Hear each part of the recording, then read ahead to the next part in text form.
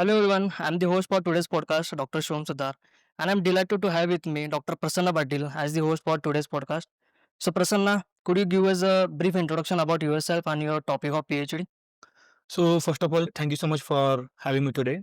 I've been looking forward to this conversation, and this is my first time in front of camera. So, if I make any mistake, then bear with me.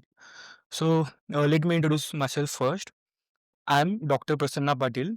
I basically hail from Kolhapur. Recently finished my PhD in food science and engineering at Beijing Technology and Business University, Beijing, China. So basically, my thesis was focused on synthesis of immobilized lapises. So let me uh, explain in details. So during my research, I synthesized materials called as metal organic frameworks. Basically, we call them as MOFs.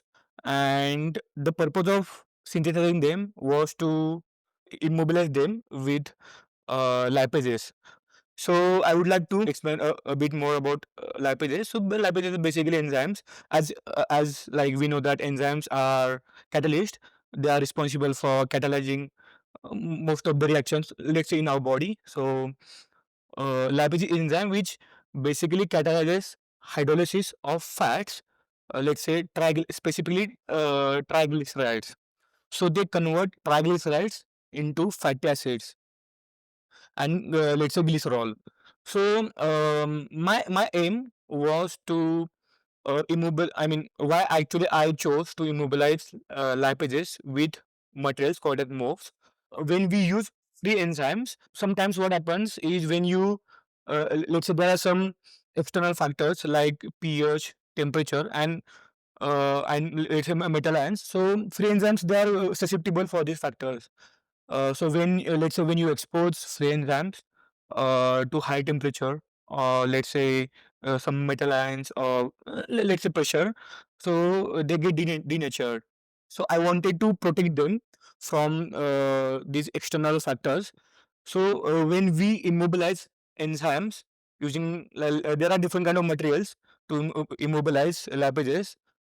Some of the examples are like I mean the ones which I have used are MOPs. Currently, researchers are using various kinds of materials, including silica. Then some researchers are also using HOFs, that is hydrogen or organic frameworks. MOPs are basically porous materials which are formed by combining metal ions and linker nodes. So we combine them and we form a kind of an intricate structure. It is three-dimensional structure in such a way that it is compactly arranged and it has pores. So what is the function of pores? So these pores are basically I mean they help for binding, let's say binding or attaching some kind of Like a scaffolding ah, material. you can say it's act as a scaffold. I use specifically HP move. So what is HP move? So it's called a hierarchically porous move. So there are different kinds of pores in mobs, micropores, mesopores, and macropores. So this hierarchy is based on pore sizes. So for micropores, the pore size of the micropores is between 0 to 2 nanometer. So for major pores, it's between like let's say 2 to 50 nanometers, and for macro pores, it's more than 50 nanometers. So in my case, I used HP MOB, that is hierarchically porous MOBs, which has hierarchy of both. Let's say I mean major pores as well as micro pores. So now I synthesized HP MOBs, and after synthesizing them, the next target was to immobilize them with HP mobs. No, I mean lipase enzyme. Okay, so now apart from these things, my research also consisted of synthesizing lipase nanogel. Every enzyme has its active sites. So active sites is basically like it's kind of amino acid residues, and it kind of pocket. So amino acids they come together and form some kind of pocket, and they are responsible for activation of, let's say, substrate. So here's the substrate comes and substrate goes to the active site, and in active site there is also substrate binding site. So it goes to substrate binding site, and then there is active site pocket, and then in that active site there is catalytic triad. So basically, catalytic triad has three sets of amino acid. First is serine, second is histidine, and third is aspartate. So serine, it acts as a nucleophile. So basically, it attacks on ester bond. Uh, second is histidine, which acts as base, which accepts protons from first amino acid, that is serine, and third amino acid, which acts as acid, is aspartate. So these three, they work mutually. So basically their work is to fasten the catalytic reaction. So when we use free enzyme, Could you give us a brief information about what is exactly mean by enzyme, what is mean by active site, what is mean by inactive site? So already enzyme is composed of amino acids, okay, but certain portion of amino acids together create a active site for particular substrate. yeah, But again, all other surfaces also having amino acids, but still they are not active for the substrate. So what is the exact difference between active site and inactive site of an enzyme? basically difference like active and inactive lies in the, let's say, some binding, substrate binding affinity. So specific functional groups, they have affinity towards specific amino acids, and How is the distribution of active site onto a particular enzyme? Number varies, or there is a single site or double site? it varies actually. So not every enzyme has catalytic triad. So most of the enzymes like Again, hydrolysis, it's like enzyme has active center. Again, in that active center, there is some kind of amino acids who are playing a certain role, but they are increasing the catalytic efficiency of that particular enzyme. So that is true. catalytic triad, it is having a major role kind of thing where it does reaction in a way that accelerates in a certain. That's true. So yeah, so this was about catalytic triad. The next approach was to synthesize lipase nanogel. Nanogel. Okay, the purpose of nanogel was just to protect the enzyme. I explained before when I was explaining about MOF, why we use specific materials like MOFs. So yeah, so the main purpose is also to, I have one question. okay, As you say that it is a nanogel, okay? So the molecules which has been synthesized during the reaction, they are at nanoscale, or the porosity that it has generated, it is having nanoscale. it is right. It is a good question. So the porosity scale is at nanoscale. That is why it is That is why considered it as is a nanogel. nanogel. Yeah. So further, what I did as a part of my research, I first synthesized enzyme nanogel. Imagine this is enzyme, right? So it's kind of acts as a bubble, let's say. So nanogel acts as a bubble. So inside that bubble, there is an enzyme is trapped. Okay, so why it is different? Because let's say if there's some external, let's say there are some external factors like temperature, pH, they can't actually directly affect the enzyme. So it acts kind of a protective layer. Once I synthesize nanogel, I further perform their MD simulation, that is molecular dynamic simulation. Three different terms: in silico, in vivo, and in vitro, right? So in silico basically is like when you use computational tools, so it's called an in silico, and when you use let's say animal experiments or human experiments, it's called an in vivo, and when you use cell lines, let's say, so it's called an in vitro. What a bioinformatician he does is he synthesizes a drug. He designed it using some softwares, and then further he also mimics the exact, let's say, receptor, right? So some, let's say, in case of virus, it has specific receptor. So he mimics the receptor in silico, and he check the interaction binding affinity at using some of the softwares, whether that specific let's say drug goes and bind to the receptor. So this is the thing. In my case, I synthesized lipid nanogel, right? So I wanted to check whether uh, this nanogel successfully synthesized in silico. So I used molecular dynamic simulation technique. So it is basically like MD simulation technique. It basically mimics the same environment which we use in experiments. So I downloaded the structure of lipase enzymes, and then further there's one software which is called a GrowMax. So I use that GrowMax software. and I mimicked the same condition which actually I used experimentally. Like I read acrylamide and surrounded that acrylamide layer with, I mean, surrounded the enzyme with acrylamide, and also added some water molecule as a solvent, which acted as a solvent. So basically, how we check whether the synthesized assembly, because this is assembly, so we check that whether it is stabilized or not. So there are different kind of parameters like RMSD, RMSF, RG, and etc. What do So you mean by that? um, so RMSD basically root mean square deviation. So how much is the deviation of the enzyme from its initial frame of reference, we can say. Okay. So it's calculated that way. So there are the different kinds of parameters. Okay. So I checked using those parameters, and what actually I found that that synthesized complex was stable. Okay.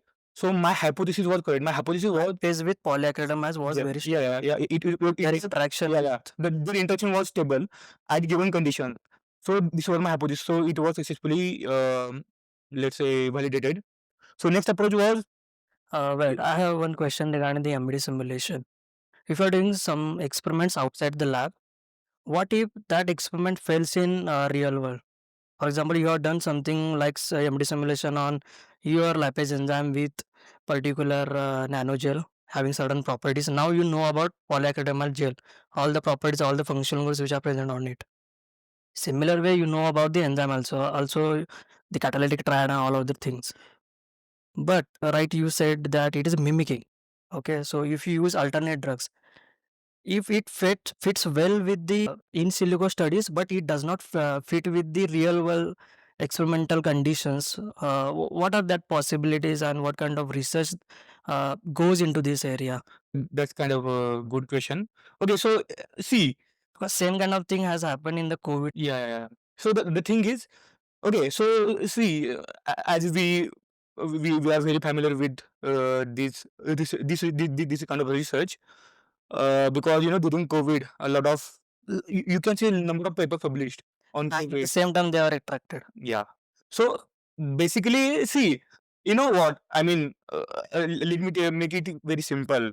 You can take any kind of compound and you can check its interaction with any kind of compound, and you can at least find some at least some binding affinity. Mostly people use Autodoc Vina. I mean, this is a very popular software to do molecular docking. In my case, my ligand is my MOF, let's say, and receptor. So receptor is enzyme, right? So if I want to check interaction between my ligand and receptor, so you need to upload there, and after some time, basically it takes some hours, maybe some days. It depends on their work. So it gives you some results, and in the two results, they give maybe around 50 or 60 kinds of different results, and it shows where it goes and where it binds, right? So it gives you the binding, I mean, the score, we call it that score, or let's say some binding affinity. So the values are like in like kilojoules.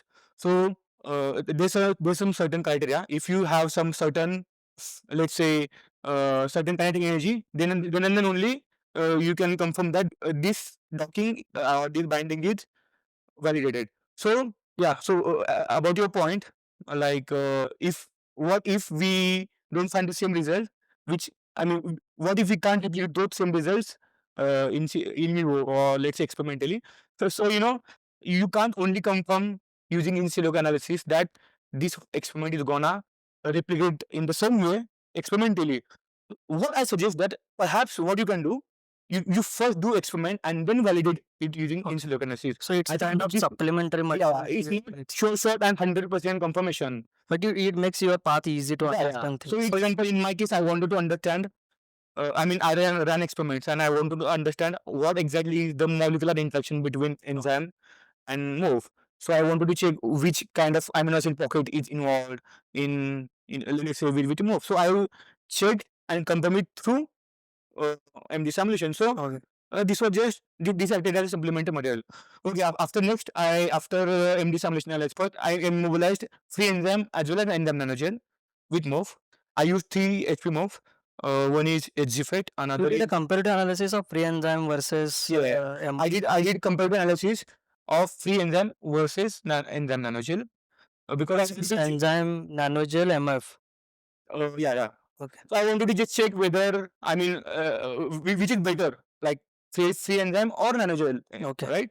So I wanted to check their interactions and I wanted to compare them. So I did immobilization of free enzyme with MOF, like HPMOF, and also with nanogel. I used nanogel with HPMOF and I did the immobilization. Okay. So I use three HPMO, that is Azifate, HPO UIO66NH2, and What another is this number? HPC46. Huh? What is this number? UIO66NH2, it was founded by University of Oslo. I mean, Okay. that is So the, they have generated this. yeah. The name is given by both them, like Okay. those who invent. I mean, So MOF materials are having some certain amount of uniqueness or yeah. specificity. I mean, most materials they actually come with a lot of features. For example, let's say high porosity, they are highly porous. They come with high surface area and also a binding affinity. That is supposed to be high catalytic activity. And also, one good thing is that you can tailor them as per your need. Let's say if you want uh, synthesize specific move, then you can increase their, let's say, pore size based on that. So they have different and high selectivity also, high permeability. So they have different properties. So currently you have two materials who are where you can do alterations like polyacrylamide gel, again porosity you can alter. Yeah. Similar way with MO material. So it is quite kind of thing where you have to be more curious about what is happening That is because certain change in the porosity may result in blocking of your substrate that's true. because both the materials are porous in nature. That is true. Okay. So after that, okay. So I was explaining about you about my Comparative assessment. comparative assessment. Oh yeah. So I did comparative assessment, and after comparative assessment, I was checking. I mean, see now how this research is. First, I use more. First I synthesize enzyme nanogel, and again I further immobilize them with let's say mobs.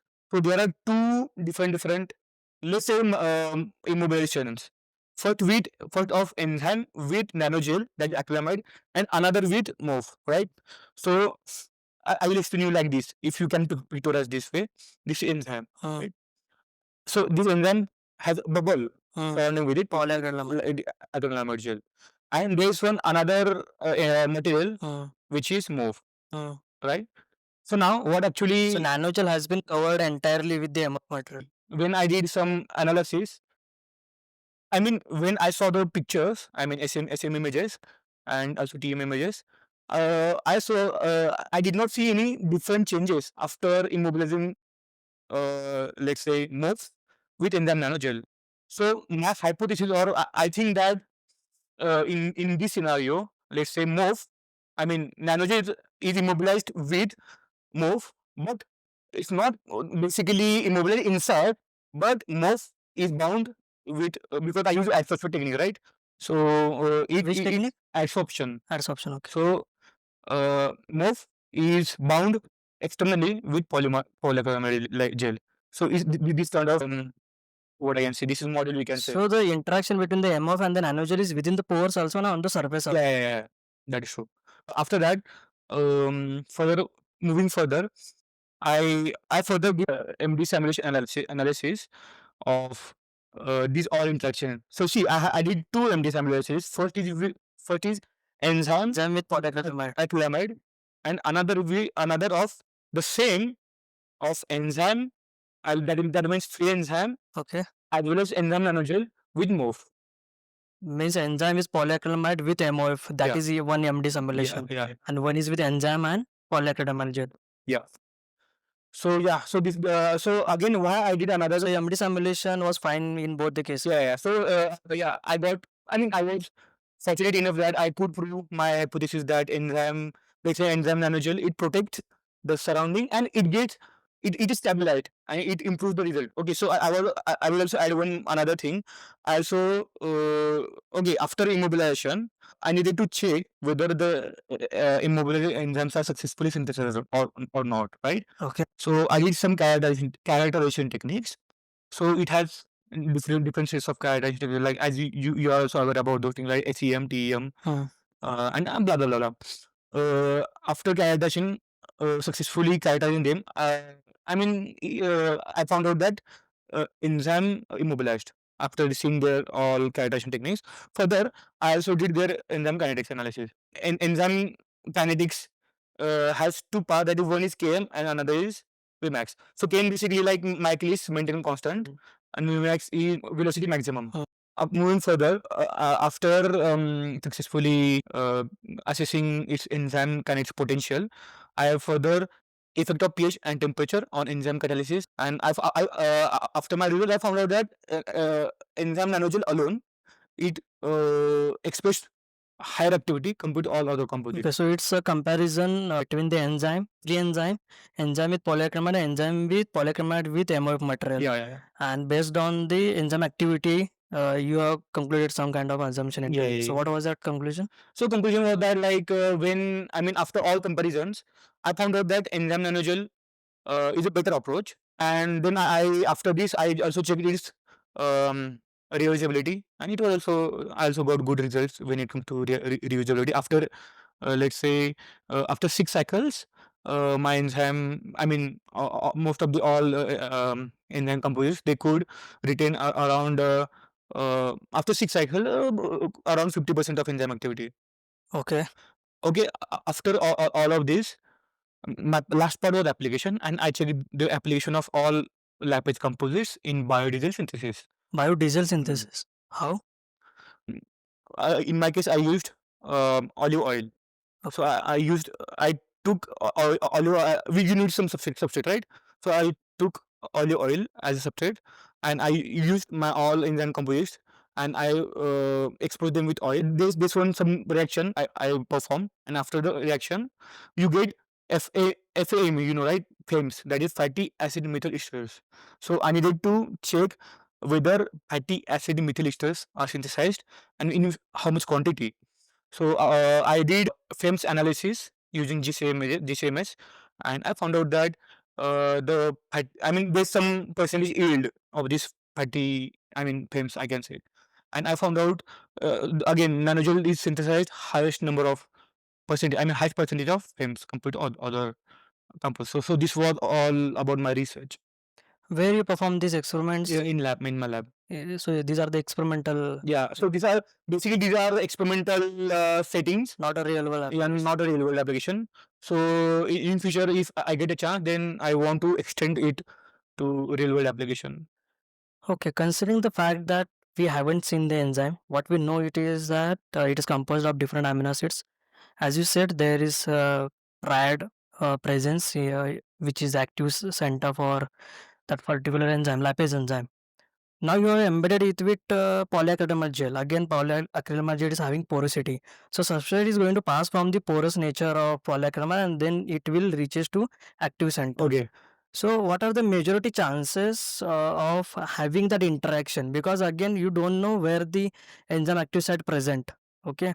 So it may engulf in a region where there is no porosity or pores may be blocked by something. Again, you're providing MOF onto the surface. Again, see, you haven't received the well results for with MOF. That is true. So highest activity was for enzyme with polyacrylamide That is gel. true. So considering that into mind, how you explain the event of interaction between the substrate and the enzyme, considering fact that porosity is there and maybe pore blocking kind of things will happen. Yeah. The point you raised, I completely agree with it. So yeah, the if we pictorize this, how this actually what I can say, this synergy or maybe how this framework works. So basically, as I explained before, this is the enzyme and it has a polyacrylamide layer, right? So again, this polyacrylamide has a lot of different kind of pores. So it is also pores. Again, I attach it with another external layer.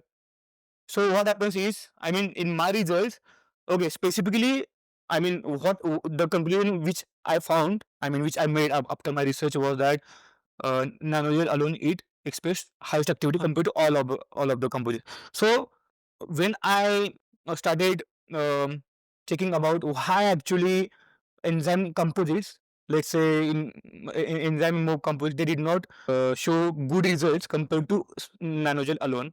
what actually I found is that, yeah, I mean, of course, there is a transportation of substrate, right? Yes. So uh, I can explain in this way. So uh, let's say there is substrate. Okay, so that substrate, in case of my composite, that substrate pass through. I mean, let's say get dissolved in first in, or get diffused through move. Right, so there's one layer of move, and after that move layer, it again goes inside of uh, second layer, that is polyacrylamide gel. After passing through polyacrylamide, it reaches up to the active site, and then it gets I mean, bound with active site, right? So there's a lead, right? There's a lead on lipase enzyme. I mean, surrounding the active site. So the opening, there's a mechanism of opening and closing of lead. Okay. So what I will just give some overview about what exactly is opening and closing of the lead. So that lead, what exactly is lead? So lead is basically made of, it's a chain of amino acids again. Okay, so imagine it like this way: you have active site, and in active site you have triad. So again, active site is protected with the lead. Okay, Polyacrylamide lead. no. I'm talking about enzyme. Every enzyme has its lead. Okay. Okay, so it's called as in the lead of the enzyme. Lead domain. Lead Okay, lead domain. domain. Not every enzyme, but let's say in my case, most of the hydrolysis, including lipase, it has, not every enzyme has lead. So in case of lipase, it has lead domain. So what exactly is lead? So basically, Then that domain is made of amino acids. yeah. So it is kind of, let's say, opening and closing. So let's say you have, this is your active site. Where it is present on the active site or Outside of active other site. surface. Yeah, Okay. I mean on the surface you can see, because this is this active site and it has lead. So it is protect, this lead it not, it doesn't surround all enzyme. It only surrounds active sites. Okay. Okay. So let's say what actually happens. So the mechanism is opening and closing of lead. Okay. So this is very fancy biological mechanism I have found in lipase enzyme. I mean, there are other enzymes also which have lead domain. So what happens? There is only specific time. Not I can say time, but there's only specific way of opening and closing of lead. So when enzyme, let's say when lead comes with oil to water surface. Okay. For example, my substrate is basically oil, made of oil, right? Basically, you can say it's made of liquid. So when there is oil and water surface, this lid gets open. So it is a sensitive lead. Yeah. It senses something. Yeah. Basically, you can say it's like it's kind of sensor. Lid is kind of access sensor Okay. surrounding the active side.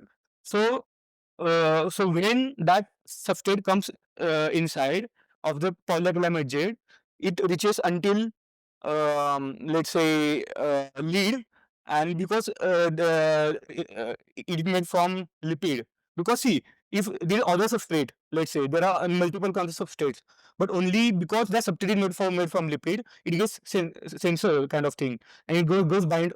So it basically reduces the substrate competitiveness. Yeah. So in my case, when I use in composite, when I use MOF, there is barrier of another extra layer. So that's why the time for a substrate to go inside is gets limited. That's why there is. I mean, even though the substrate goes inside, it takes longer time compared to nanogel. That's why there is a blockage, I can say, because of the MOF layer, and that's why there is turnover number, right? There is concept like turnover number. How much of substrate it gets converted into product. That is called as turnover number. So in the case of nanogel, turnover number gets increased, but in the case of composite, turnover number get decreased because Composite means enzyme with polyacrylamide with MIF. or free enzyme with move. Okay. So what was the conclusion of it? So the basic conclusion was that yeah, I mean, of course, nanogel, enzyme nanogel. No, turnover number. Yeah, so yeah, the turnover. So when there is extra layer of move, it blocks the time.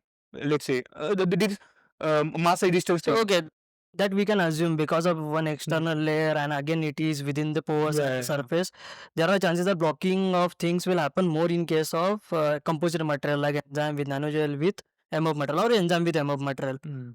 Uh, what I want to know is that what was the comparison between the turnover number of enzyme with polyacrylamide? Okay. So when I compared,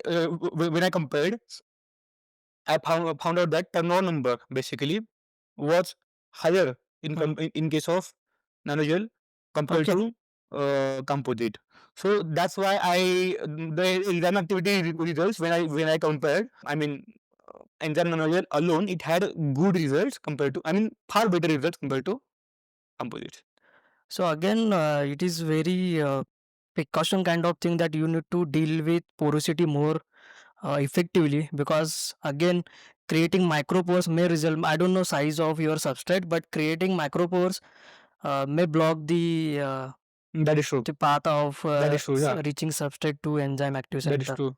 Again, because the presence of lead and enzyme activity, again it creates a certain specificity to that particular enzyme. No doubt it will interact with the substrate more specifically, and it will give a good number of turnover, but again it will act as a barrier for reacting with the substrate. That is true. Okay, so So considering okay. So what I was telling that, as you told me that, yeah, I mean, there is a lot of scope of, I mean, modifying my experiments, because there's another thing which actually I would like to highlight, that there's also one problem when I want to transform my results from lab scale study to pilot and again industrial scale okay, study, is of toxicity, right? okay, So because eventually nuts are made from some chemicals, right? yes. And basically, let's say in case of my okay, in case of Which my metal ions you use? uh, so I use three different mobs. So first one is exifate. Another one, I mean, exifate has zinc. Okay. Full form. Uh, Zeolitic imidazole framework. Okay. That is called ZIF8. And Uh, which metal ion? I used zinc. Okay. Zinc. In case of UR56NH2, I used zirconium. Okay. And last one, HPCUBTC, that is, I used copper. So you know these three are of course harmful metals, and they exert harmful effects. See, a lot of research going on currently, and there are only very few studies which actually transform their actual research from lab scale to industry scale. Yeah. Let's say real world application. So real world application is really important these days, and that, I mean, when you transform your uh, lab scale research to real world research, then we can say that as a scientist, or maybe being a part of scientific community, it is useful. Could you finish your PhD thesis in a single line, saying the key novelty of your work? Okay, so key novelty of my research, if I have to say in a single line, is that I just synthesize enzyme nanogels and I protect the enzyme, and enzyme nanogel help, natural enzyme, to improve its enzyme activity, and eventually improving conformation, maybe I can say, and it helps to overall enzyme activity. Okay. Considering the current competitiveness happening in the academic as well as in the research area, so it has become like a coin having two sides. Part A that relates with the self growth, when the research which is oriented towards the getting more citations, more number of research paper for better applicability, like applying for postdoctoral fellowship or getting any other thing like job kind of things. And there is another part B, that is other side of coin, pure research, a research which is implemented in the society, which is for the societal welfare. So how do you look up to these things, that one side is having major percentage of career oriented research, and other side having long term but having a societal impact? That's kind of very good question. Yeah, I mean, see, we both belong to scientific community, and we have been following scientific community since long time. So yeah, I mean, there are two different things which you already mentioned. So what actually I observed is, these days, what we call as pure research, or genuine research we call it. Basically, it is like fundamental research which is based on creativity, I can say. This pure research is really important for scientific community's well-being.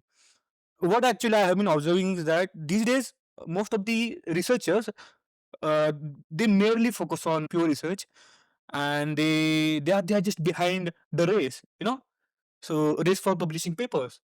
So there is one concept which actually I will also introduce in the latter part. Uh, since I have been living in China, and I observed the community in China, so which we'll cover in the next part. So there's a term called it publish or perish. You know, so this thing is being enforced these days in scientific research. Either you publish or perish. So the government organizations, or let's say the funding agencies, they want, of course, I mean, as you say, there are two sides of coins, right? But most of the part is not being focused on. I mean, it's not balanced, not one or two side. Most of the parties being focused on publishing a lot of papers and running behind so-called, what we say, scientific metrics, and pure research, that is genuine research. What exactly pure research? As I told you, that it's fundamental creative research. So pure research is like, you do research now, but it has have a long-term effect. For example, let's say a decades ago, people, they actually started doing research on quantum mechanics, let's say. So we see the effects now, right? The branches like quantum Yes. computing, Yes. they are getting developed. So pure research is not which gives instant results, but it is what gives long term, what I can say, results. So I think these days, I mean, yeah, there are some scientific communities which are doing pure research, but most of the part of the research community is not focusing on pure research. They are just running behind the metrics, running behind papers and publications. That's what actually I think. Even Uh, there is a impact factor race. Actually, impact factor is concern about particular journal. Okay, so journal evaluation based on the site score and the impact factor that particular journal has achieved. But again, that impact factor race has come into the research, and now researchers are interested in getting the more impact factor, and based on that, researchers are getting evaluation in the society or the scientific community. So, how do you look up to these kind of things? that is true. So what I just said before. So as you introduce that, I mean, that's a concept in. I mean, for those people who don't know about the scientific community or publishing thing. So impact factor is a crucial. I mean, in scientific community, it is considered as one of the crucial factors for journal. And How do you select a particular journal based on impact factor or its history?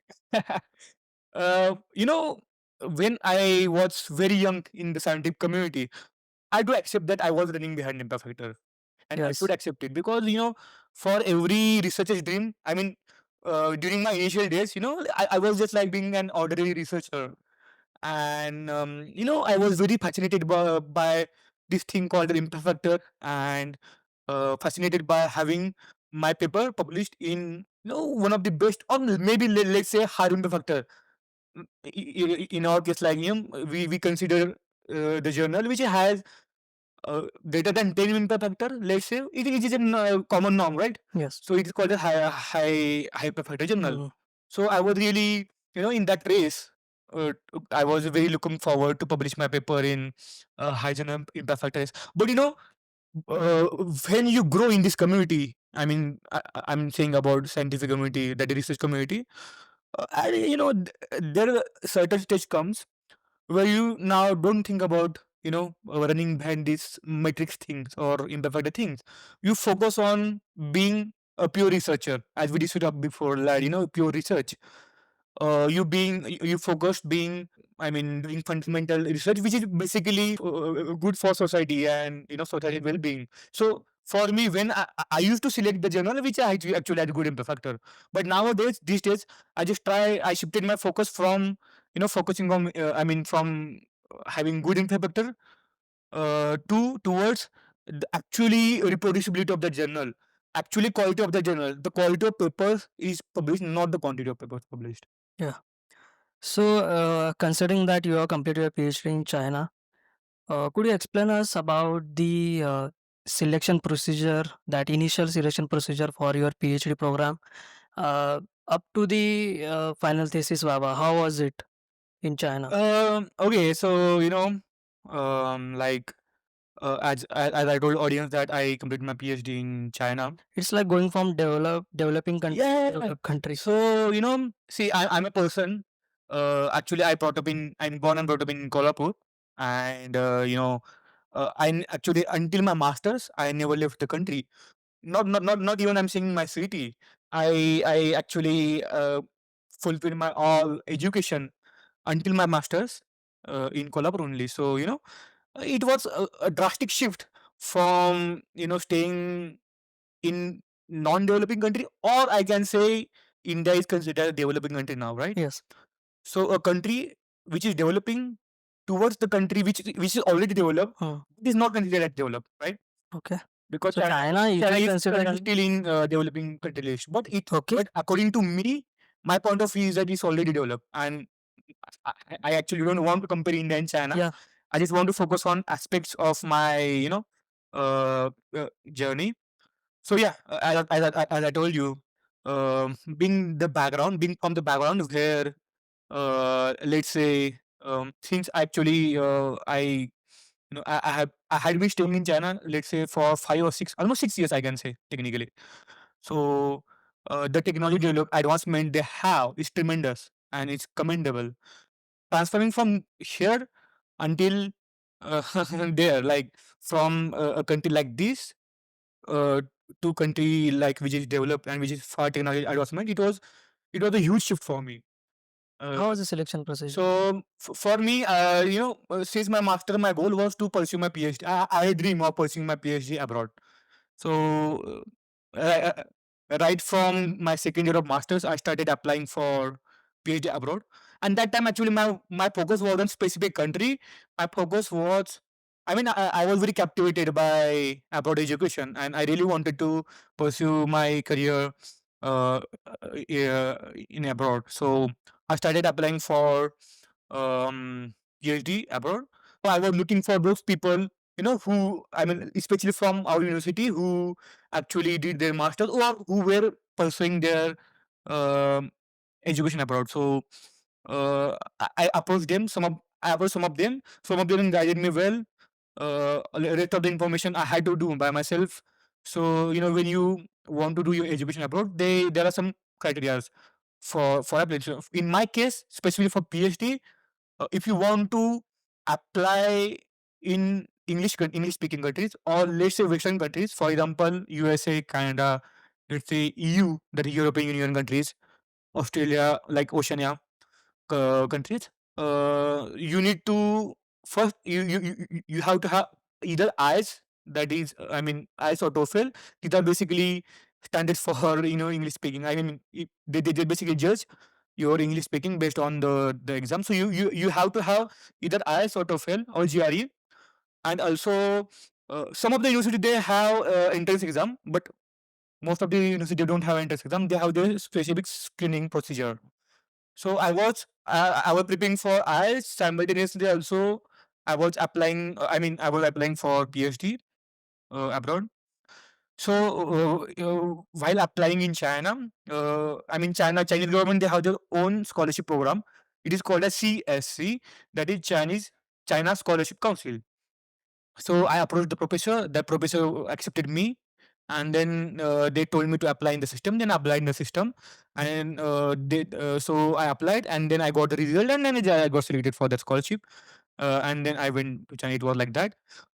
Apart from this, my whole PhD journey in China, right from first year until getting graduated, it was very smooth.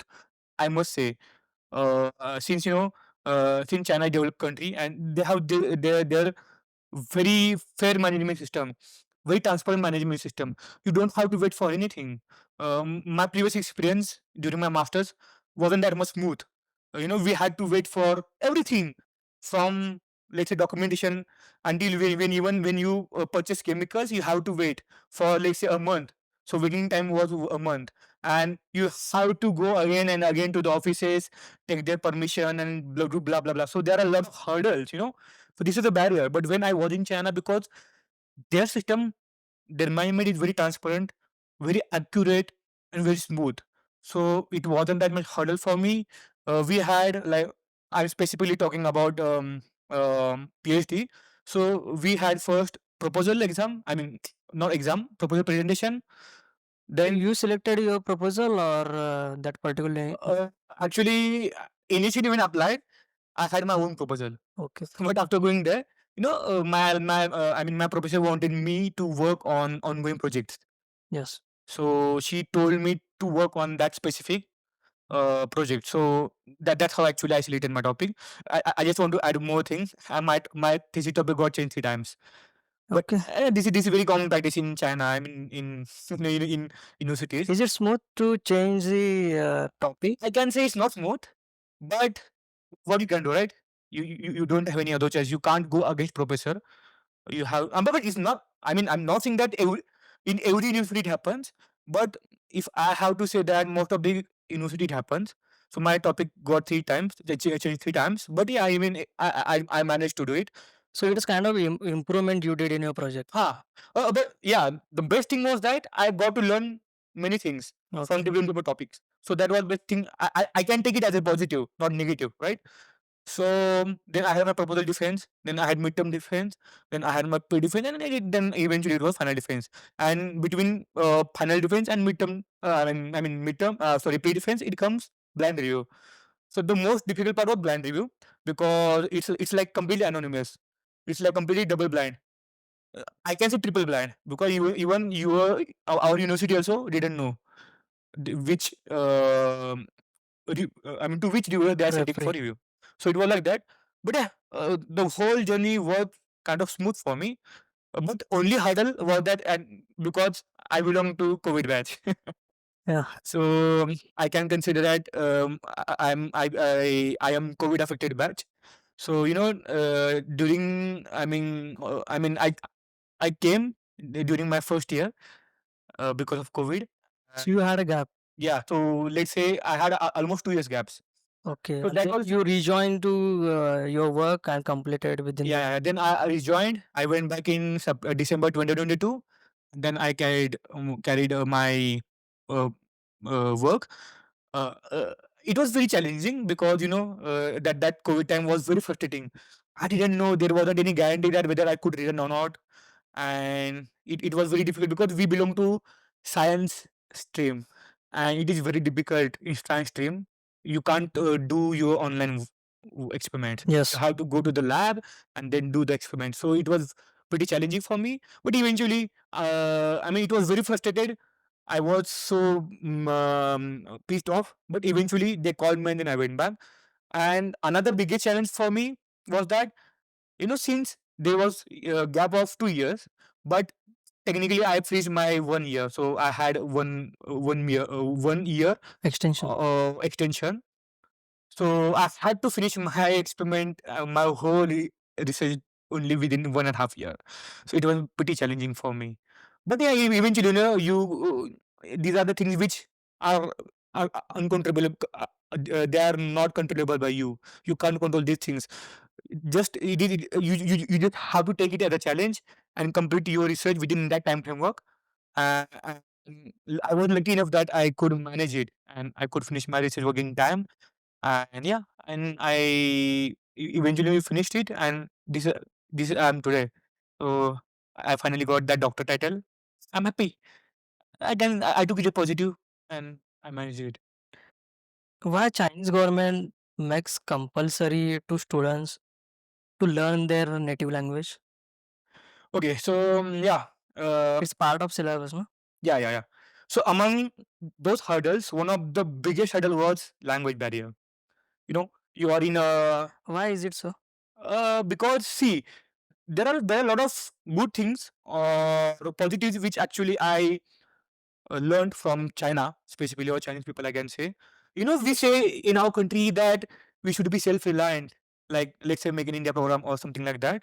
And yeah, we show patriotism, right? We are patriot. Of course, every country's people are patriots, but the patriotism which I observed in Chinese people, it was kind of different patriotism, and I considered it as a true patriotism. Why? Because uh, for every foreigner, first thing is but they don't speak English. In China, Chinese people they don't speak English. So for every foreigner who goes there, he or she has to learn Chinese language, and it's mandatory. Because why? If you go, let's say, if you go outside, yeah, for me, my medium of instruction during my course was English, so it wasn't that much big problem for me. But let's say, if apart from my studies, if I go outside, let's say, to hang around, or if I go to buy some groceries or something like that, for daily needs, you need to speak Chinese. You can't speak English because we can't understand English. So that is the reason why. I mean, for survival, because if you want to survive in China, you must learn at least basic Chinese level. So there are different kind of level, but you must learn basically Chinese language level. And I was talking about that patriotism thing. So you can see the scenario. For foreigner, he or she has to go there, if they are going there, and they have to learn Chinese language. So they are already self-reliant. You know, they don't need to self-reliant. They are already self-reliant. Everything there is in Chinese language.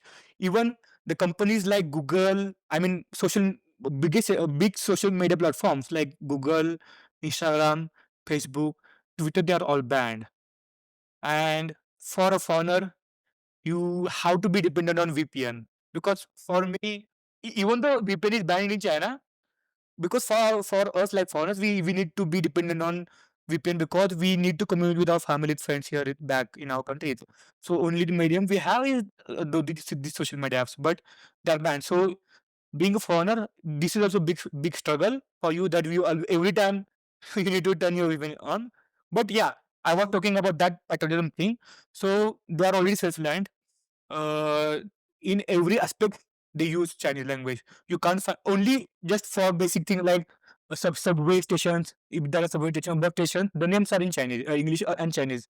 But the language or official language is Chinese. So for a foreigner, he or she has to go there and learn their language. So that's how actually I think uh, a developed country becomes developed country. Do you have any childhood memories or school or college memories that connect to your current achievements? While growing up, like like you are a kid, and even, I mean, yeah, these days I can see that a lot of kids, they're very smart compared to us. Yeah, I imagine, I look back myself. it's a generational gap. Yeah, yeah, that is true. So during that time, um, the perception I was having in understanding everything was obsolete.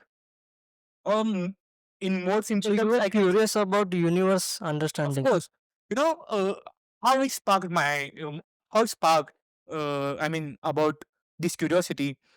I can say that And when it happened? it happened during my college days.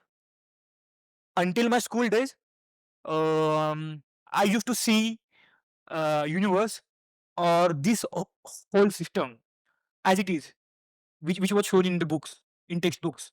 You can say, I didn't think out of box. What exactly is the mechanism behind everything? What is happening now?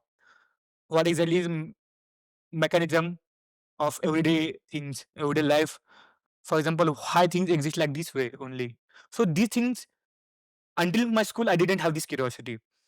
So the spark, I can say that when I admitted to college during my 11th and 12th standard, I can say, when I was learning specifically physics, and when I started deeply, I mean, I started learning about physics, and specifically, let's say, astrophysics. I started, actually, it completely changed my point of view, understanding the universe. Before that, I was just believing that everything is governed by the so-called system, like in our today's, or maybe is that God system, right? So everything happened. Mythological connection. So it had a mythological connection. I used to believe that, yeah, if everything, or if something is made, it is In made by God. mythology, there is God for everything. Yeah. So who made God? We made God, right? Um, in a religion context, I can say, yeah. I mean, because religion is made itself by humans. So because we have different kinds of religion. And I don't want to delve deeper into that thing, that aspect. So I was just believing that everything which happens in the universe, the entropy of the universe, like let's say totality of the universe, is governed by God factor.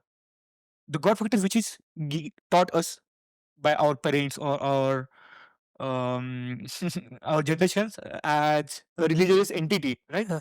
But after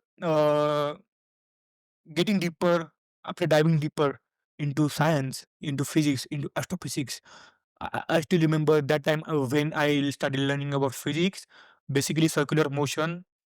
I mean, not only circular motion, every aspect of physics, uh, wave motion, wave function theory, I learned, and I it completely changed my mind, and I got to. I mean, I got so thrilled about what actually universe is, how actually it works. It doesn't work like the way we have been taught. It works way in its own way. Okay. So could you explain the current financial health of life science research globally? Global funding and research is getting distributed. I think is not fairly distributed. But I also accept that current research, Considering what it is not distributed well. considering Relation? uh, Country specific relations? that is also there. Country specific relations also, and see, countries are more aligned to invest more in specific research. For example, AI. Take an example. AI, right? Artificial agency, intelligence. So, in the context of artificial intelligence, the countries are investing more. Same goes to defense, right? In defense, countries are investing more. Let's say health sector, right?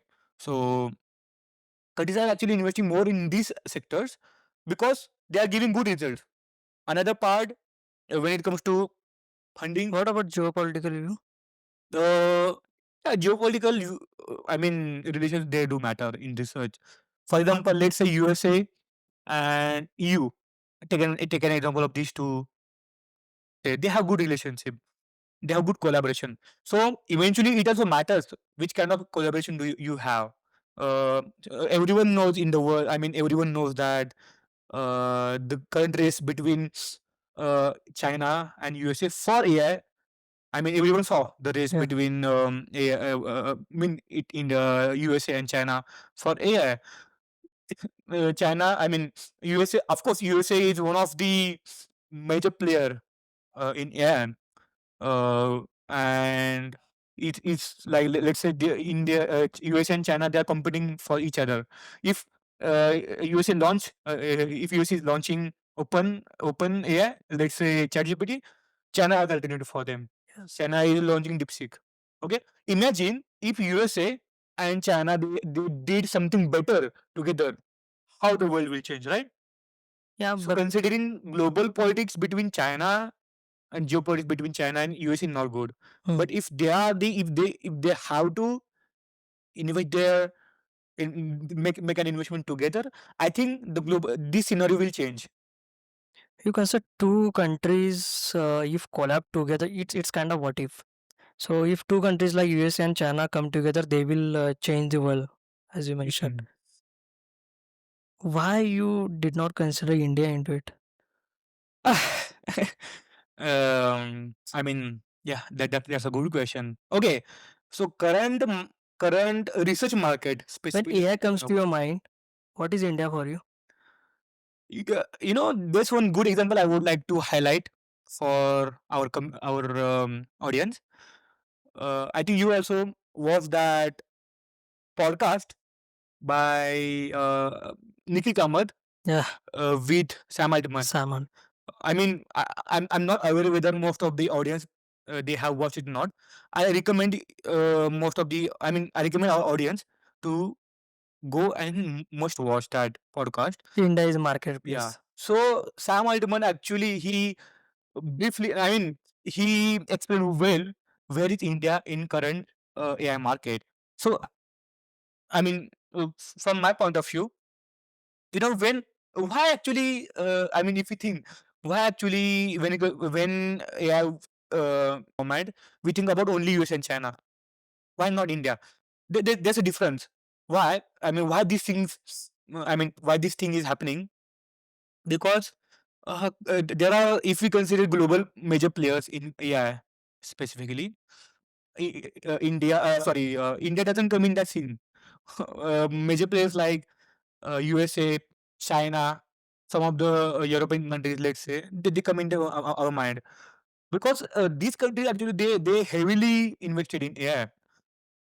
I mean, I remember that Sam Altman did say that OpenAI wasn't his just a recent project. He invested. I mean, he dreamed of that project from right from his 2010. I mean, what actually I know. I mean, from his podcast, which actually I got to learn that from 2010, he had this project. He founded this project, and he has been working since that time. And people know ChatGPT, let's say in 2022, right? But they have been thinking of this project a decade before. So in India, there is not. See, it depends where you invest. India is not that much investing. Is not that much focused on AI.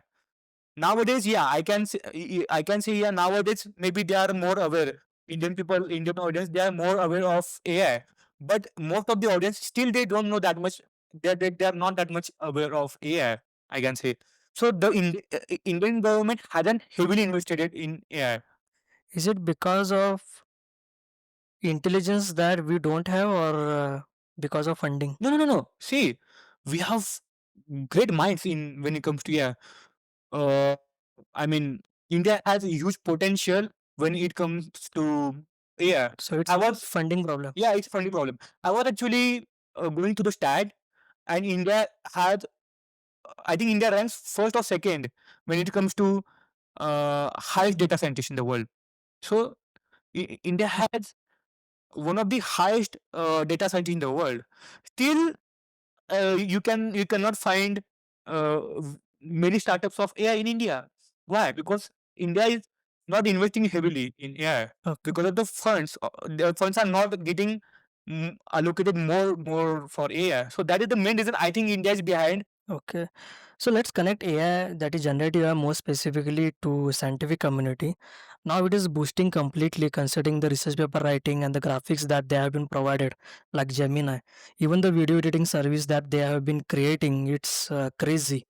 So my question is that if you consider in the future, if AI robots come having this kind of a generative AI into it, and that particular AI robot is assisting you for your writing your research paper or laboratory work. Now, after 10 years, let's consider now he is having some data from you as well as from the current knowledge that has been happening in the future. If that robot writes a paper, particular paper, without taking your help, uh, based on its own intelligence, do you think that in that era that publishers should provide authorship to that respective AI robot? Because I will tell you that AI robot is specific, having a certain code, and it's yours, okay, and it's unique for you. So is it will it be that era where the AI robots will also get the research papers having corresponding authorship or first authorship?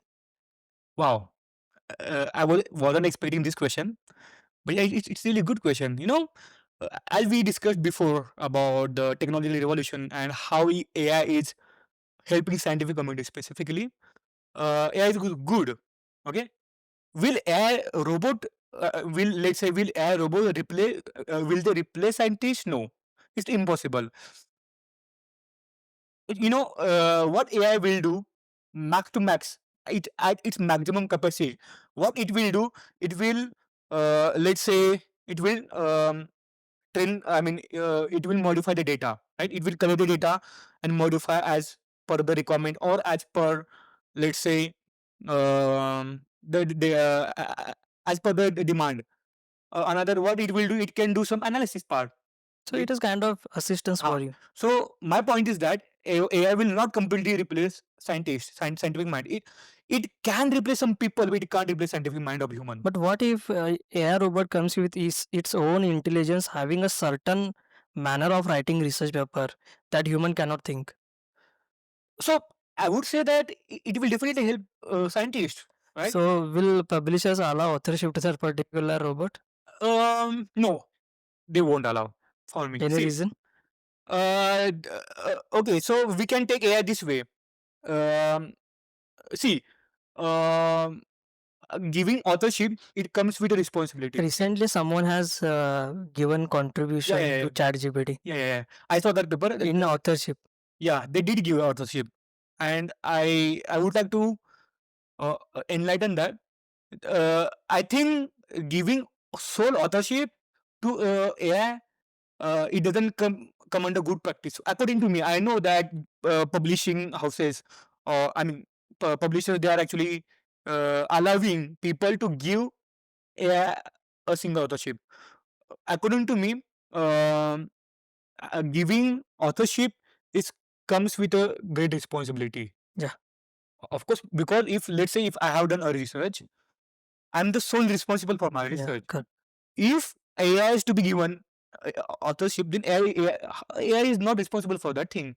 It's not capable enough to get a research. I mean, research authorship. We can take AI as an assistant. Assistance. Okay. They will not completely replace scientists. They can't replace scientific minds. Even you said that even if they have developed own they are developing their own scientific intelligence, still AI will not compete human ability or human intelligence, Okay. because human intelligence, because we are the creators of AI. So even they are getting developed, they will go up to certain threshold. Beyond the threshold, they can't be developed, and there comes human intelligence. So human intelligence is always greater than artificial intelligence. That's what actually I think. And the solution is AI and scientists, they can coexist together. Yeah. They have their coexistence together. Scientific community is now accepting AI for solving or making their task easy, Yes. but not completely replacing them. Okay. Currently, in the publishing model, there are three models running majorly. One is subscription based, other is open access, and third one is the hybrid model where both exist, open access as well as subscription. Subscription model involves the buying a particular subscription from an institute or organization. In turn, they receive accessibility to research papers that they can download, but that limited to that particular organization. And it is a Netflix. Once you complete the plan, you will need to renew it. In scientific term, we call it they have paywall. Paywall, okay. Open access, then new methodology, new thinking, new creative mind, where publisher, that is publication house, takes money from author or their institute for the processing charges, but the paper is available to everyone. Audience can easily download the paper, so paywall is not there, but again paywall generated for authors and institute. That is the barrier of That money. is true. For developing countries, it is very difficult to publish paper to hiring paper teacher because they are having higher charge. Again, there is a model where both are existing together, We call it that hybrid is model. hybrid model, where decision is based on the author and their institute or corresponding author. Again, paywall is there, and barrier comes with their individual limitations. So my question is that why there is no any global publishing model existing at this moment, and why we are still having a wall structure? Wow. So yeah, as we both belong to the scientific community, and for every researcher, I mean, for newcomers who want to be in a research, Shubham, he explained well about how actually is the publishing model, right? So when it comes to as you mentioned, why there is no global publishing model. When it comes to publishing papers, there's always a problem. I mean, there was always a problem of paywall, as we discussed before.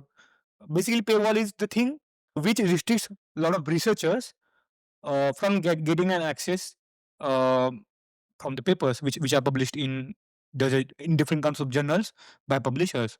So as you explained well before that, it basically like just pay and get service like that model. I mean, just Netflix has pay and watch model. It's like the same way. So because of this barrier, most of, I mean, a majority of researchers, they did suffer. For example, especially those researchers who belong to, let's say, underdeveloped countries. Even some of the institutions from developing countries, they did suffer. So there comes then we call as a Robin Hood publishing house. They called them as a pirates, but for us, we call them Robin Hood in researcher life. There's one website called as Sci-Hub. So basically, Sahab is the website which breaks the paywall barrier. So it was actually founded by Alexandra Albakans in 2011. She was basically a programmer, and while doing research, she found out this thing that there are paywalls, and paywalls actually they are making restrictions in science accessibility. Through her website, she broke this paywall barrier, and she made most of the papers from most of the publishing house freely available. So how it worked, basically, you can copy the DOI link, or you can copy the title of the paper, paste on her website, and then you, after you enter, you can get a free copy of that paper, even though that paper is not freely available on publishing house. Okay. There is a tussle between uh, um, uh, I can say publishers and Sci-Hub. So there are also another mirror websites like Libgyn. So as you asked me, why there is no any global publishing model. You see, recently Delhi High Court, in this year only, they gave an order to Sci-Hub. But it happened after India invested so heavily Yeah, into journals, and last year. later they banned, because Sahib is existing for a long period in India, That is true. and just they sign an agreement between the journal, invested a major amount into it, and later it is banned in India. Yeah. So yeah. How do you connect these things? Yeah. So if you want to connect the dots, I have to mention one thing. Only elsewhere, American Chemical Society yes, yes, yeah. and Ville are against to Sahib. Yeah. Yeah, I mean, as we discussed about the collaboration between the countries, like that way.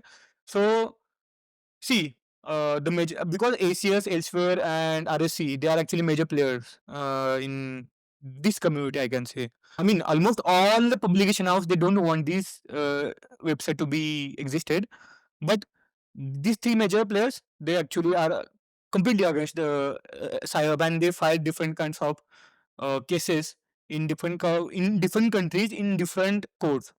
So as you to elaborated more about this case in by Delhi High Court. As of 2025, 11 countries have banned Sahib. See, so yeah, I mean, the publishing house, they don't want. See, eventually, when it is a business thing. It's economical conflict. Yeah, of course. Let's talk about Retraction Watch. What is it? Why was it created? Wow.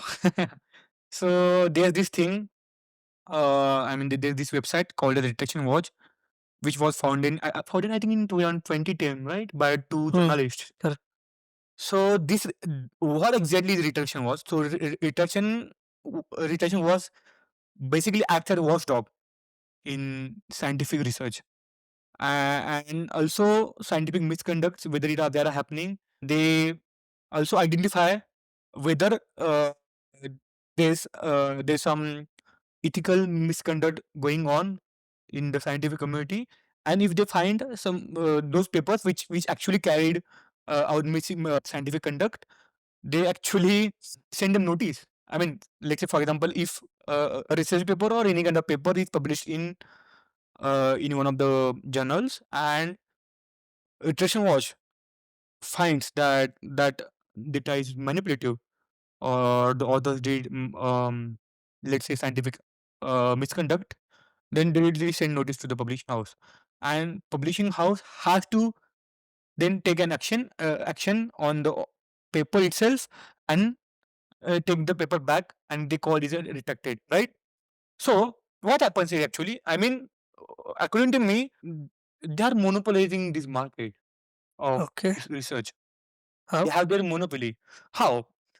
I know that there should be some scope for human error, right?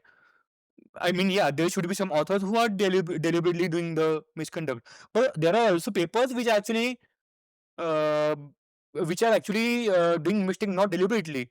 I mean, of course, there should be a margin for human errors. Yeah. So, without assessing the paper completely, they are directly sending the notice to the journals, because journals, of course, journal don't want their bad reputation.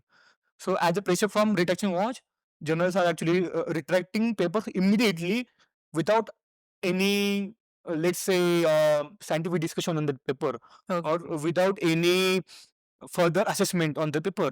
They are immediately retracting that paper. So, what actually I think is that first, there should be some regulatory framework, because but it's not likely that retraction was 100% right, right? Okay. Even though retraction was 100% right, there should be some scope for authors. As I mentioned before, that it should be categorized into two categories. First, if author has deliberately did the scientific misconduct, of course, they should be penalized. I mean, there will be some scrutiny, and the regulatory framework, they should take a scrutiny of the authors, and if they found out that there is only some specific author, then they How do you look at it, as a punishment or a correction mechanism? should be the scientific. I mean, belonging to the scientific community and the researcher, I think it should not be considered as a penalty or punishment. It should be considered as a correction, because we are humans anyways, and we tend to make some mistakes, make scientific errors. This should not be considered as a death penalty, or this should not be considered as a legal crime. Now, considering the time period during the publication process, already publishers have involved into it, have gone through the editorial panel, then through multiple revisions, the paper has been published.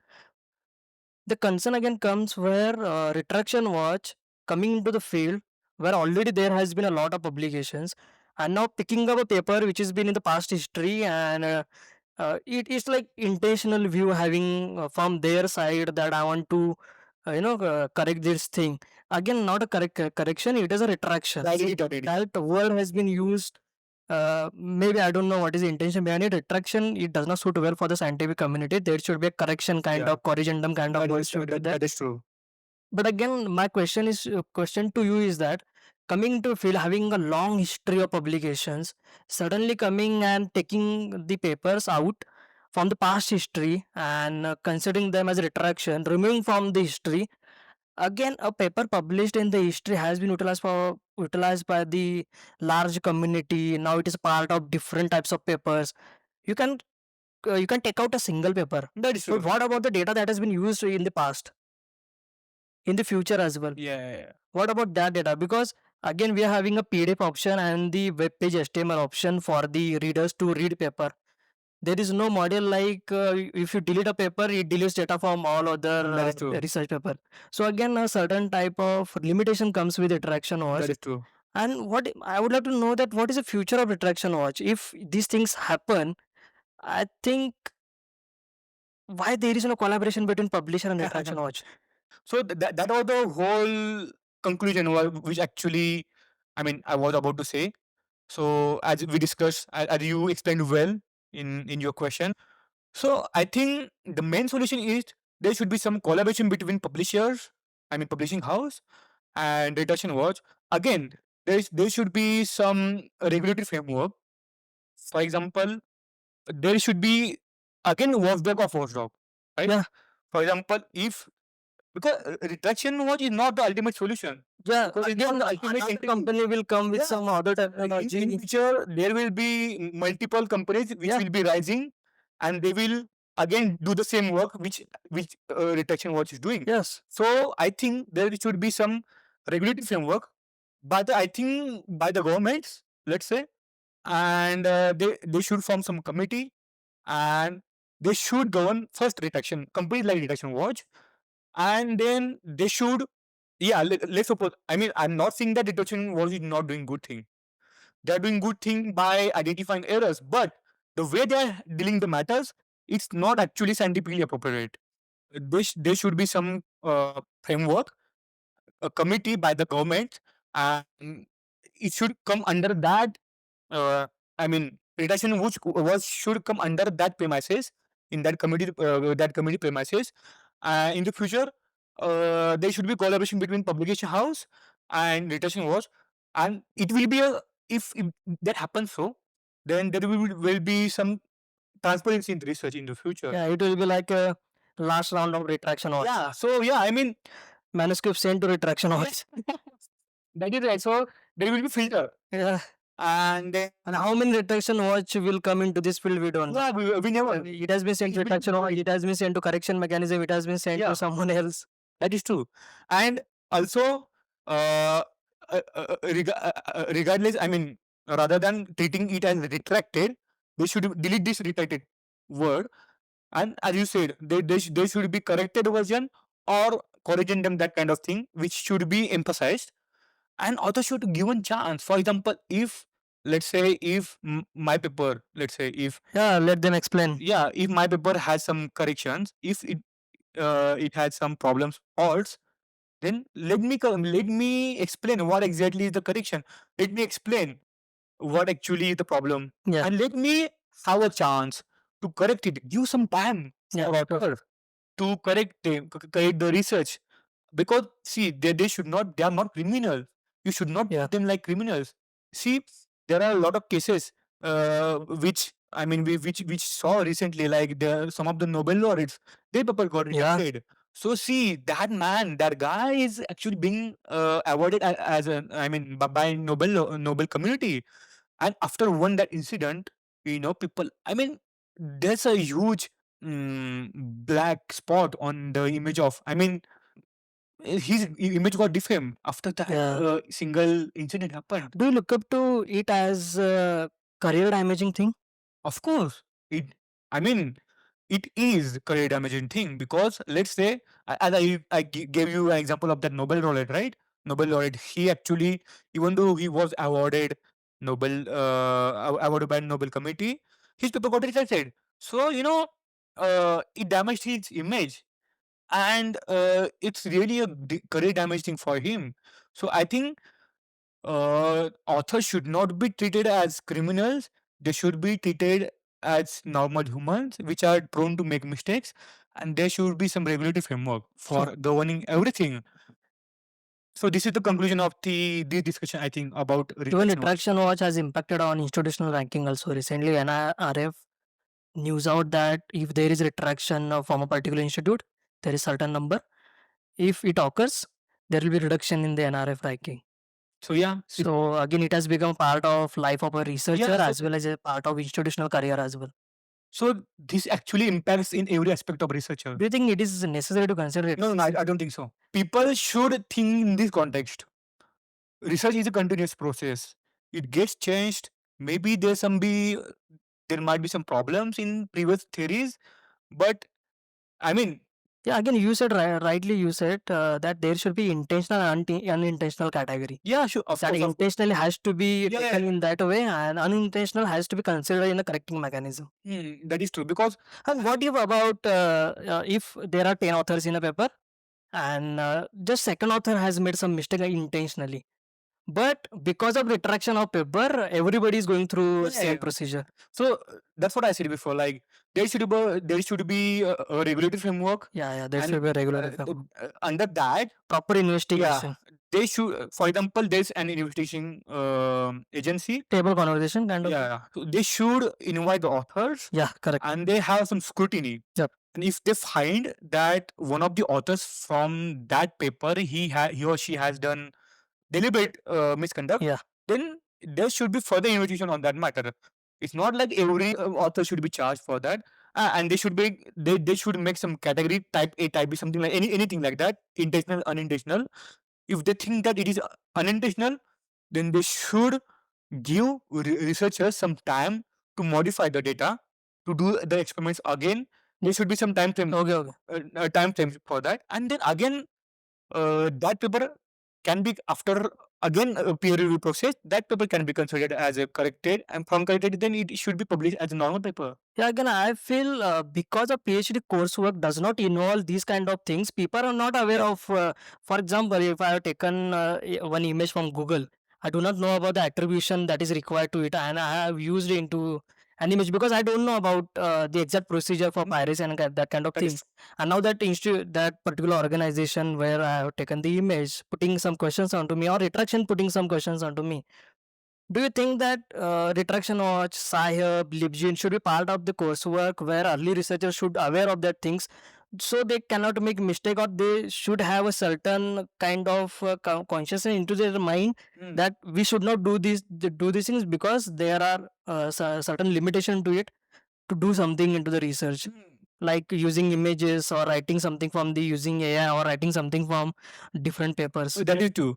Like for example, for most of the researchers who are new in the research arena, Like emerging even research, developing countries or underdeveloping countries, they are not having a kind of coursework where they can teach even these kind of things. even I must say, even there are no any coursework in developed countries also.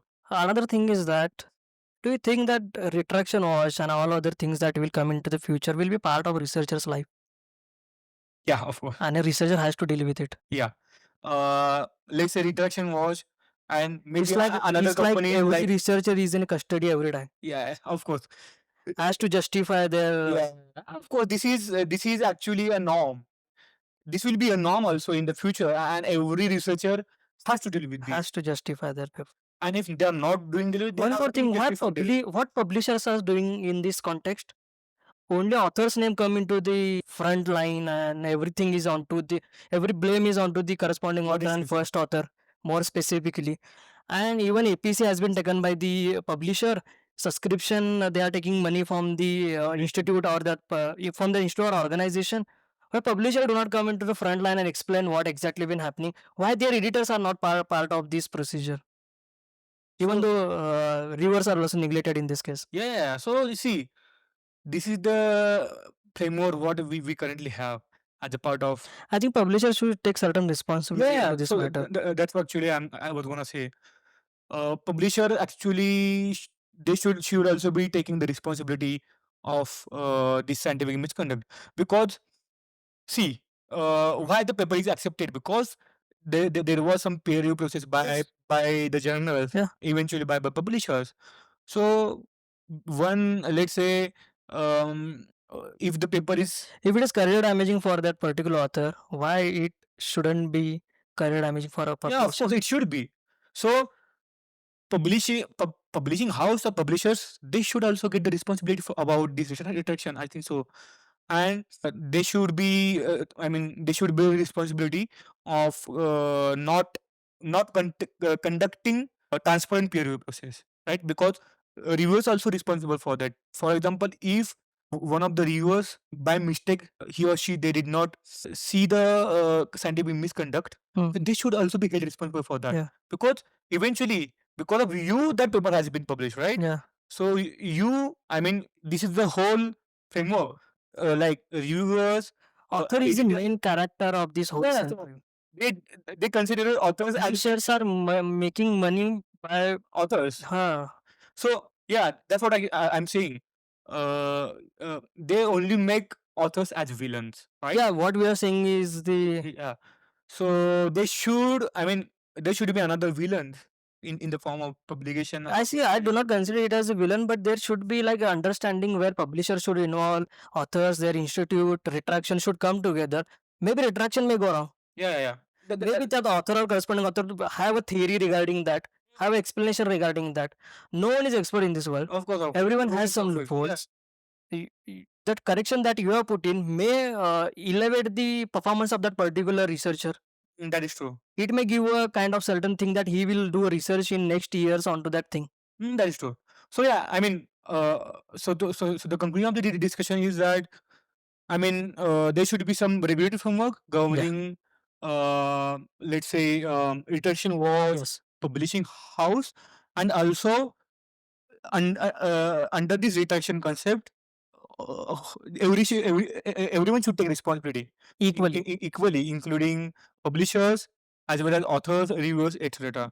So yeah, I mean, I think if the current scientific community follows these suggestions which we were discussing, there will be some good results about this, and this issue can be resolved. When it comes to blockbuster movies, there are two universes exist at this current moment. One is the Marvel Cinematic Universe and other is the Disney Cinematic Universe. Which one you like the most? Yeah, I mean, yeah, among them, I do like most MCU, of course, like Marvel Cinematic Universe, and I have been a big fan of it. Any reason, specific reason? Yeah, I mean, let me give you some brief background. Like, I grew up watching. I quite remember where like they were first movie in MCU, like Incredible Hulk, which was released in 2008, and I really liked it, and it really blew my mind, and I was very fascinated with this, the superhero kind of genre. And that time, I wasn't that much. I mean, even though I liked it, I wasn't that much aware about, whether this is kind of any universe or something like that.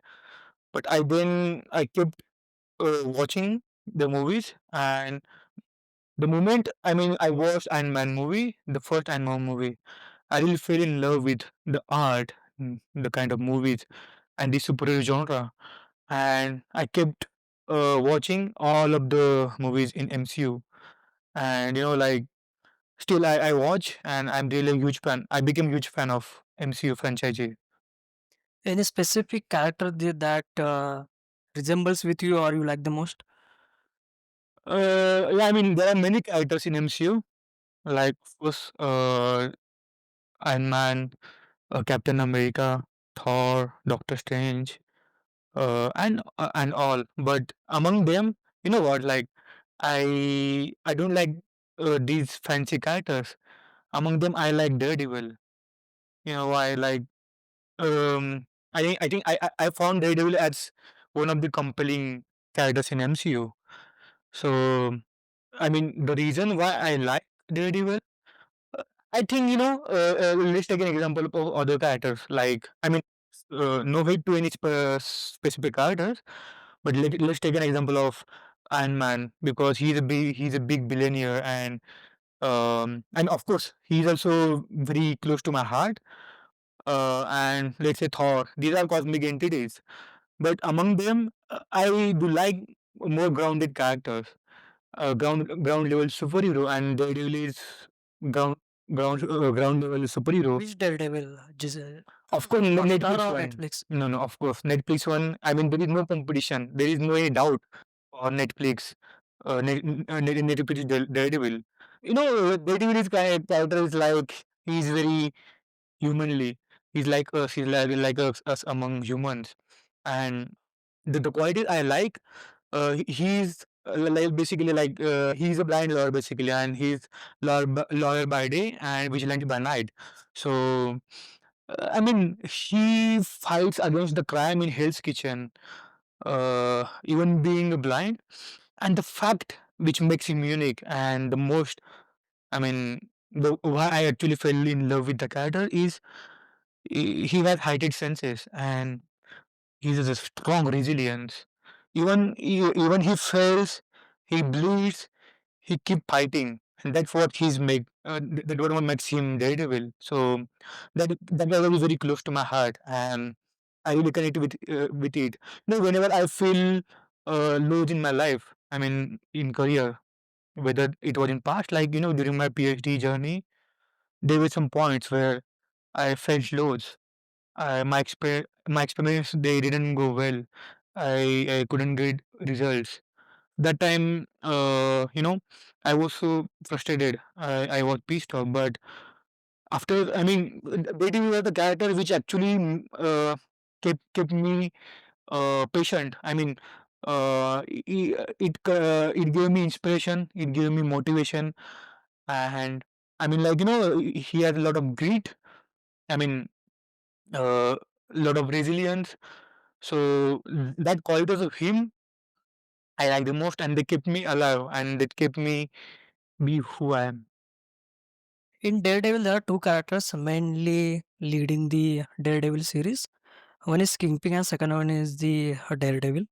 Again, Daredevil comes from a background having a strong, intense orientation towards something happening wrong. Kingpin is on other side is also having some dark history. Again, having some certain perspective regarding the New York City. So generally, in case of Marvel Cinematic Universe, I don't think there is a concept like villain because everyone like Kingpin in that category is having certain thought process regarding the development of New York City and Hell's Kitchen, as you mentioned. So do you think that villains in the Marvel Cinematic Universe are because of their ideology? Yeah, that was a really good point. In Marvel, I mean, in most of the movies and series, the beauty in MCU is their strong storytelling. I mean, villains are basically made based on their ideologies. Let's take an example of Thanos. Thanos, because of his ideology, like he thought that if he doesn't, I mean, he thought that if universe can't be balanced, then because of overpopulation, there will be a lot of collapse. I mean, there will be collapse in timelines, and the Earth will be overpopulated. And he thought that there should be some balance of, balance on Earth. Even though his actions were not, not good, even though his actions were like a villain, but technically he is ideologically, n- not a villain. In his sense, in his context, he's not villain. He's the savior of the world. Same goes with Kingpin. Kingpin thought that he's the only savior of the New York. New York needs him, and New York is nothing without him. Hell's Kitchen is nothing without him. Even though his thought was right, technically with his context, but his actions uh, were villainous. Same goes with Killmonger. So basically, the art of storytelling in Marvel multiverse when it comes to villains is commendable, and it's beauty.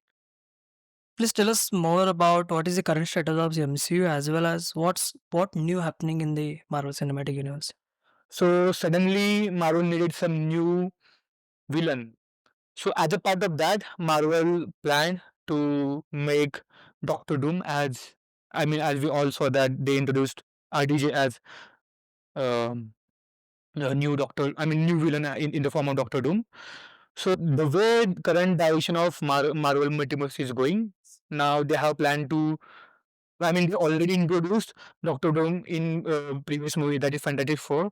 Now in upcoming movies, see at the end of Phase 6, Multiverse Saga is gonna end. So Avengers Secret War gonna be the last movie in current saga. Marvel recently has also introduced mutants. So, like from that Fox universe, they introduced basically in that Deadpool movie, the Deadpool Wolverine movie, they introduced mutants. So now current Marvel multiverse has a hell lot of characters.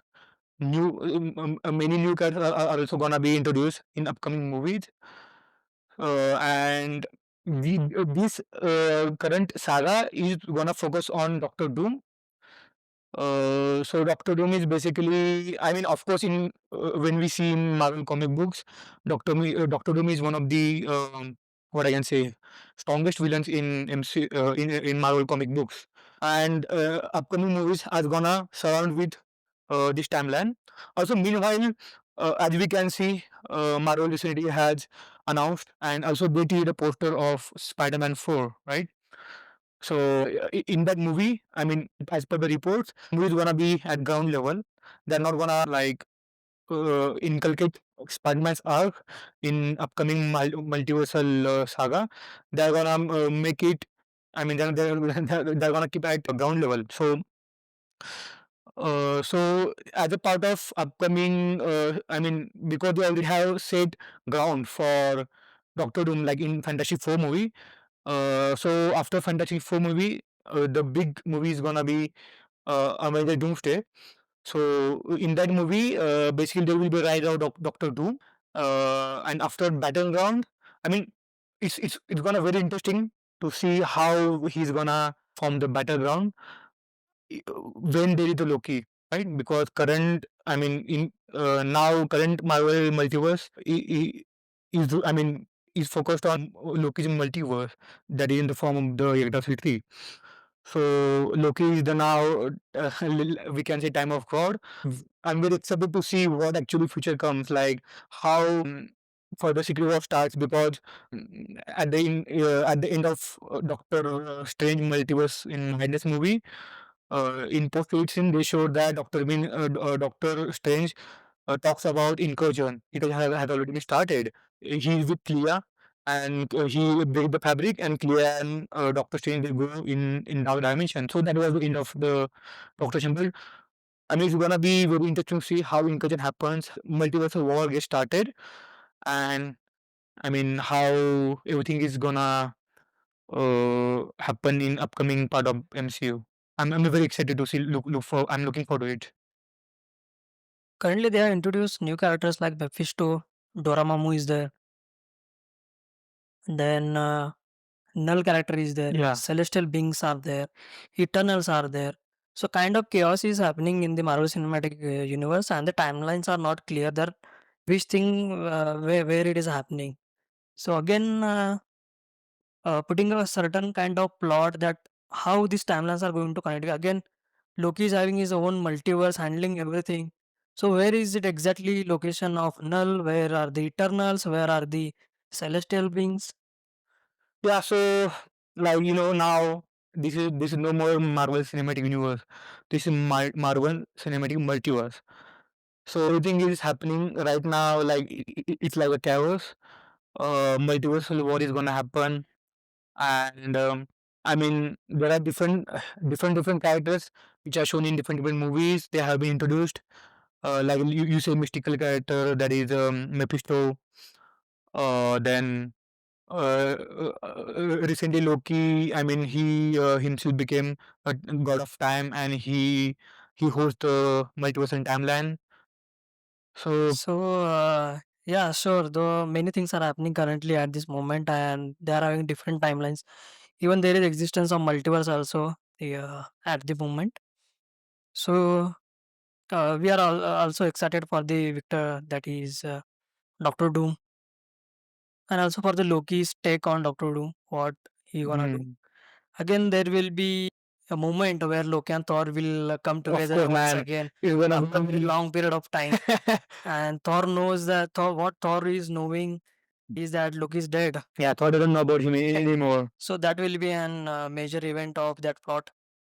The way they showed him uh, dying in Infinity War Yes, by hands of Thanos. by the hands of Thanos, it was very sad to see, and I never expected that Yes, this both character is, Tesseract.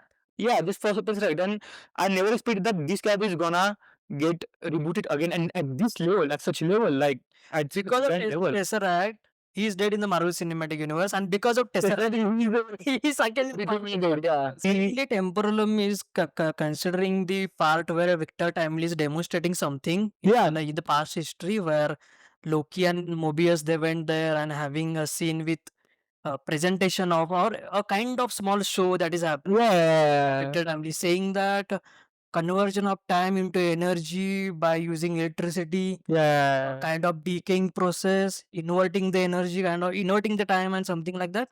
So he was the one having a thought of converting time into energy. Yeah.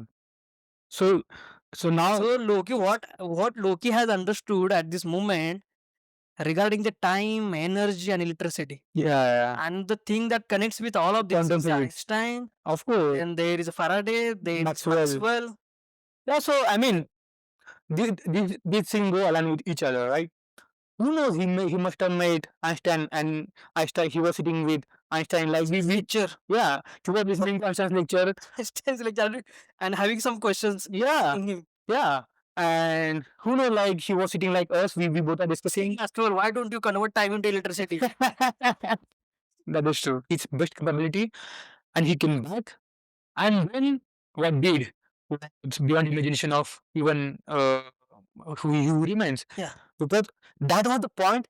He who remains. There was a point where Huremans has written something on the board in the equation, Yeah. and that equation is unsolvable for Yeah. him, But and he's waiting for Loki. yeah. I mean, and either solve this equation or create something Yeah. that is not his own mind. And what Loki did is something else. Yeah. So I mean, so Loki now, if we consider Loki, maybe we can label him. One of the intelligence Yeah. characters of Marvel cinematic universe. Yeah, of course. I mean, we can label him also one of the biggest minds like Einstein, right? That scene, that moment when Marvel showed Retraction, wow, man, I was so amazed with that idea. Still connected with the Thor movies. Thor But mythology. he is saying and teaching Thor and Loki about the arrangement of different timelines.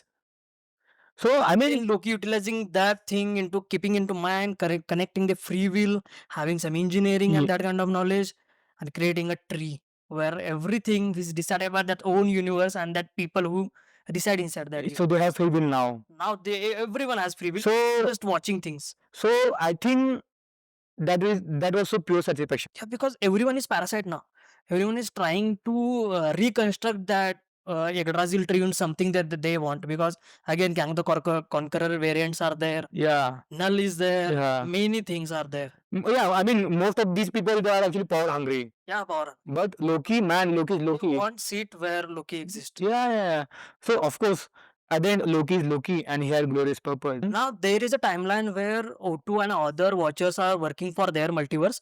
So every multiverse has a single or multiple watchers Yeah. who are observing things and Yeah. telling someone. Yeah. Now at this moment, Loki is at the center. And Yeah. every information, Loki is handling everything. Yeah. No doubt. Again, Watcher is also there. In an animated series, they have shown that there is a Captain America in the multiverse who handles the main battles, and it is selected by the Watcher. Yeah. Over to the Watcher. Yeah. Over to the Watcher.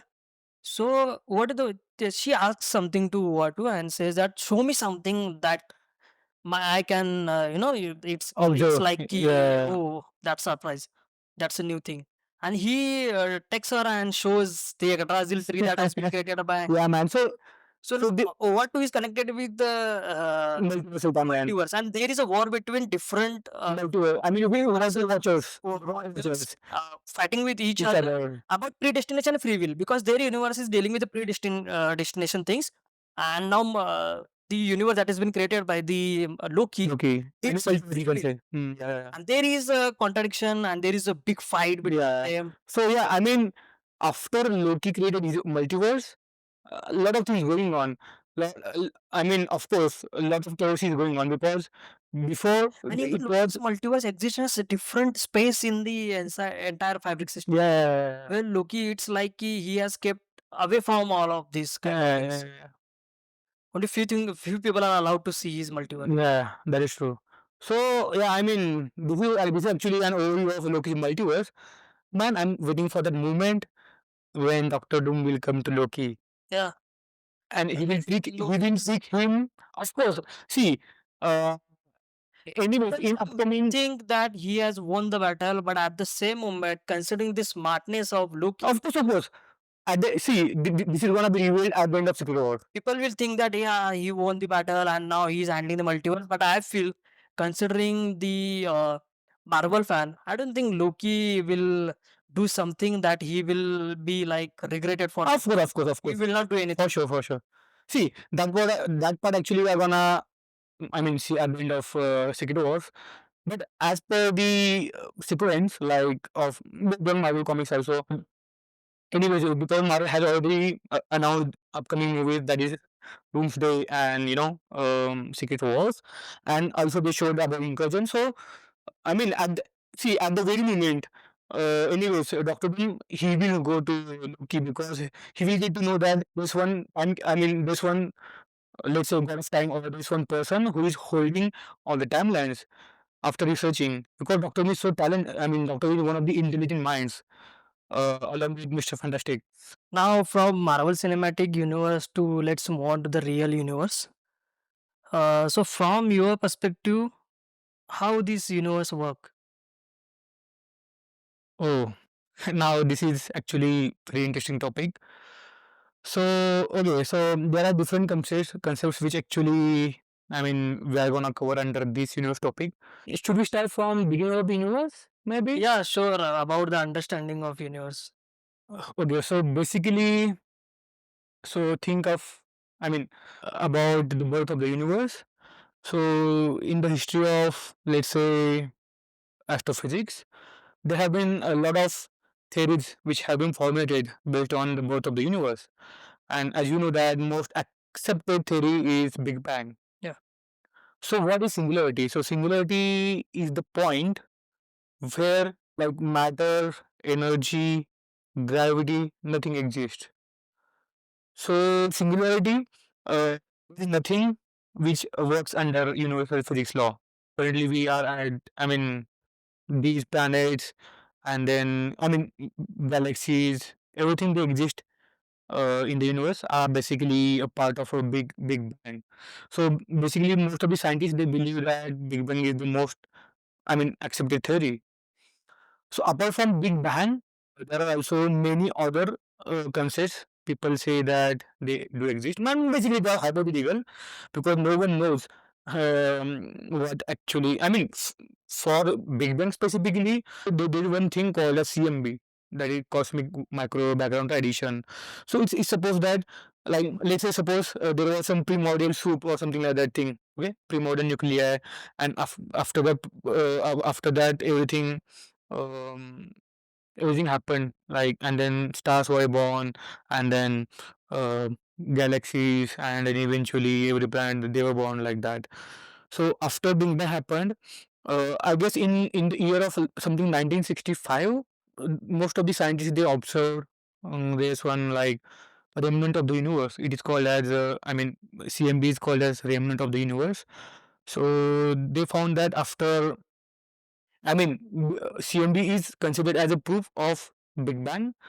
So most of the people who believe in Big Bang, and I mean, the proof is that CMB radiation, that is, the remnants of the radiations which actually have been captured by the telescope, and basically there is a shift in between the radiations. So that is the acceptable, I mean, theory. And apart from, let's say, Big Bang, there are other theories like Big Crunch, Big Freeze. So Big Crunch is basically believe that now like universe is expanding, right, and is expanding at accelerated speed.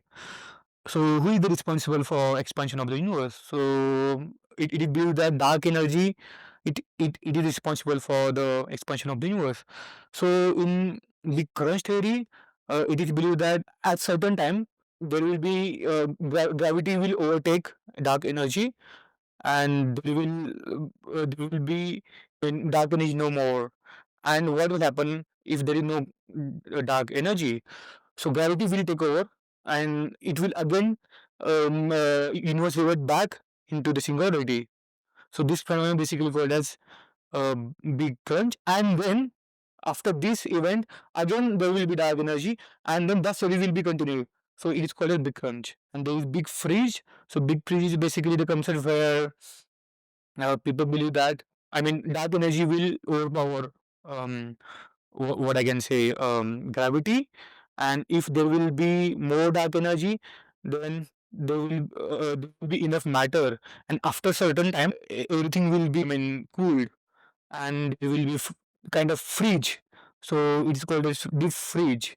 So these are different kind of theories which actually are accepted. But I personally do believe that Big Bang, I mean, the current birth of the universe is from Big Bang, and because we already have proof of CMB radiation. So yeah. So Big Bang in a way connects with the singularity. Yeah. And Einstein was the one who believed in unification. That is everything that you want to understand about the universe, you must go for unification. So in a universe where gravity exists as a force, as a, from the molecules of gravitons, there are different theories that deals with the understanding of universe, and again there is need of combination of different forces together. Having equation of Einstein's, having theories of Newton, then Maxwell, Rutherford, Schrodinger, combining all of these, certain theories come out like a combination of quantum and relativity, combination of relativity and gravity. So, can you explain the journey that from where it has started about the understanding of universe, like Newtonian physics, and can you end with the current research scenario where there is Stephen Hawking, there is Brian Greene, there is Michio Kaku, who are talking about combination of quantum with gravity and quantum with relativity. Yeah, so that was really good explanation of the real history of, the rise of quantum physics and how everything got happened. So the first idea started at the time of Isaac Newton, Sir Isaac Newton. So, as you know that he's one of the greatest minds in the history of science. So this idea came up by Sir Isaac Newton, and most of the people they know that the I mean his greatest invention is gravity, right? So this started from the very first time from his era that he discovered gravity. So basically, he explained that gravity exists as a force. So every mass, for example, there are two bodies which are having mass. They attract each other with the gravitational force. So this was his explanation. This theory wasn't complete. Of course, every theory has its flaws. So, so initial understanding of people, of scientific community was that gravity exists as a force. So after Newton, another genius mind came. There are two people which I would like to mention. That is Faraday and Maxwell. So Faraday and Maxwell, they explained about. Their main contribution is electromagnetism. So before we knew that, we didn't know that electricity and magnetism they exist and they exist as a separate form. Faraday actually, he gave a theory of electromagnetic induction. He was the one who told about how what exactly electromagnetism. Electricity and magnetism they come together and they form electromagnetism. Electromagnetic force we can say. Field. Field. And Faraday was the one who introduced field. After that, Maxwell he developed Maxwell's equation. He gave further added the equation and he further explained about the I mean he further extended the concept of electromagnetism after Faraday and Maxwell. So the another I think second genius mind in the world. In the history of science was Albert Einstein, of course. So he's the legend, and he actually his research and his uh, breakthroughs actually shaped the world of science. They changed the minds of, scientists, how the things exist. He gave a theory of, 1905, he gave a theory, a general theory of, special theory of relativity, and in 1915 he gave a general theory of relativity. So basically, he gave equation of equivalence of energy and mass. Before his theory, people didn't know that energy and mass are equivalent. They just used to think that energy and mass are different entities. But later on, through his equations, Albert Einstein explained that energy and mass are same form of the. They exist and they are equivalent to equivalent with each other. They are the same form of different things. In 1915, his revolutionized theory, special theory of relativity, it explains how, how gravity works. I mean, before I earlier explained that Newton told the world that gravity, it actually exists as a form of gravitational force. But his groundbreaking theory, it completely changed the idea of gravity, and he explained that gravity is not actually a force; it is a curvature of space and time. After this, his theory, everything got actually eventually changed. I mean, the view of seeing gravity, it completely changed, and he was the one who actually made a revolutionary, um, revolutionary theory and groundbreaking theory in the arena of science. So also another theory that he got Nobel Prize for was the photoelectric effect. So he was the one who explained about photoelectric effect. He did experiment and he observed that photons, basically, they are actually like when we think as a quantum physics, photons are basically made of packets, right? They exist as a quantum. So Einstein actually as a part of his photoelectric effect, he described the dual nature of light. So he explained, and he found out that light, it doesn't exist only single form. It exists in both form, that is wave and particle nature. So these three, maybe I can say two or three theories, they actually made a foundation for current research. So everything like black holes, our space missions, they are completely based on his inventions, and we are very thankful for him for his groundbreaking innovations. After Einstein, so rise of the quantum physics started. Uh, I think around 1963, something like that, the branch of quantum physics emerged.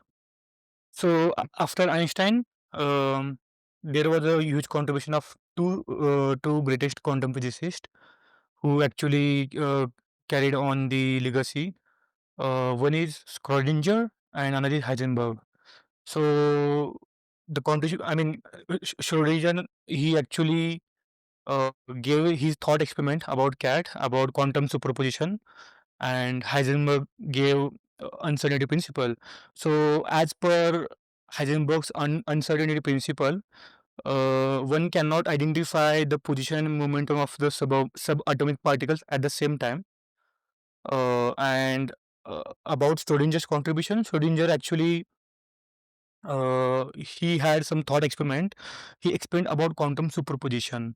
So basically, it's one of the famous experiment in quantum physics. So it's known as Schrodinger's cat experiment. So he actually placed a cat in a box which has radioactive element inside, and the radioactive which was having radioactive decay process. So basically, it states that one cannot decide the, I mean, uh, one cannot decide the momentum and position of the particle until it's observed. So in that thought experiment, that can be alive or dead based on the observation. So observation plays a crucial important in the process. So after Schrodinger and Heisenberg, there comes Brian Greene and Michio Kaku. So basically, contribution of Brian Greene and Michio Kaku is about string theory. So basically, string theory is, in the world is divided into two people. One group of people, they believe in Big Bang theory. One group of people, they believe in string theory. So what string theory basically says, what it implies actually is particles of the universe, they exist in the form of one-dimensional strings. So this string theory implies that every particle in the universe, it exists as a part of strings which are vibrating, and I mean for example, if we consider subatomic particles, uh, there are um, quarks, right? So quark have up and down spin. So if we zoom in the quarks, there comes these tiny strings of, I mean, the tiny strings which actually uh, are everywhere in the universe, and our universe is formed. I mean, what I can say, our universe is composed of these tiny strings particle, tiny strings. So this is about the string theory. So okay, so this is about quantum mechanics and string theory, how it actually rose from Newton until Brian Greene and Michio Kaku. I think Michio Kaku is one of the greatest minds in current era. Along with there are other like Neil deGrasse Tyson uh, and Brian Cox. So there's one thing where Stephen Hawking comes in this history, right? So, like, as we know that Stephen Hawking actually, his contribution is huge when it comes to black holes. So the same thing which actually Einstein observed before, and he also explained about time dilation. So basically, when I mean time gets slowed when there is heavier object or massive object. So when I mean one of the best depiction of black hole is in Interstellar movie, which is my personal favorite. So the idea behind this uh, accurate depiction of black hole is Kip Thorne, who is also one of the greatest minds in his current era in physics. So in that movie, if you see the time difference when that Cooper passes through the rotating black hole, that is Gargantua. So these, I mean, because the heavier, I mean, Einstein before he told that the heavier the mass, the slower the time becomes. So if we come, I mean, if we consider all of these things, like theory of relativity, quantum theory, and Hawking also gave a quantum gravity concept. So people are divided into believers of string theory and Big Bang theory, but there is no any unified theory which actually finds the solution for, or maybe combining all theories in one or unified theory basically. So Stephen Hawking in he said about theory of everything. So theory of everything basically combines every theory together, but there is no such theory exist. So if I mean there is some person who devises this theory or who proves theory of everything, then I think that person will be the next Nobel laureate. Okay, so there are two terminologies that you mentioned here. One is string theory, another one is theory from theory of everything. That is from Stephen Hawking. So Stephen Hawking working on a combination of quantum with gravity through black hole concepts.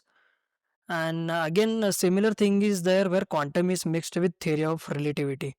So relativity deals with the space curvature, Yeah, that is existence of gravity, but as a force, maybe a explanation where gravity has been explained in a different way, that there is existence of gravity but in a way that sun itself has some amount of gravity. Again, earth is also having gravity. They attract each other but not in linear way. yeah, Because of existence of fabric, a certain shape has made around the sun, mm, and that is because of the yeah, space curvature. Combining this approach with quantum, it makes string theory, because again calculations of quantums are not in regulation with the relativity, and again there is existence of Planck scale. yeah. Planck scale is That is the applicable to problem. macro things, Not not at for the micro things. So it is becoming very difficult, and that is the reason string theory is coming out. But again, string theory requires 10 dimensions to yeah 11 understand dimensions. the vibrations of filament. Yeah, So what do you think about, from the perception of you and also what Michio Kaku and Brian Greene has done in that area?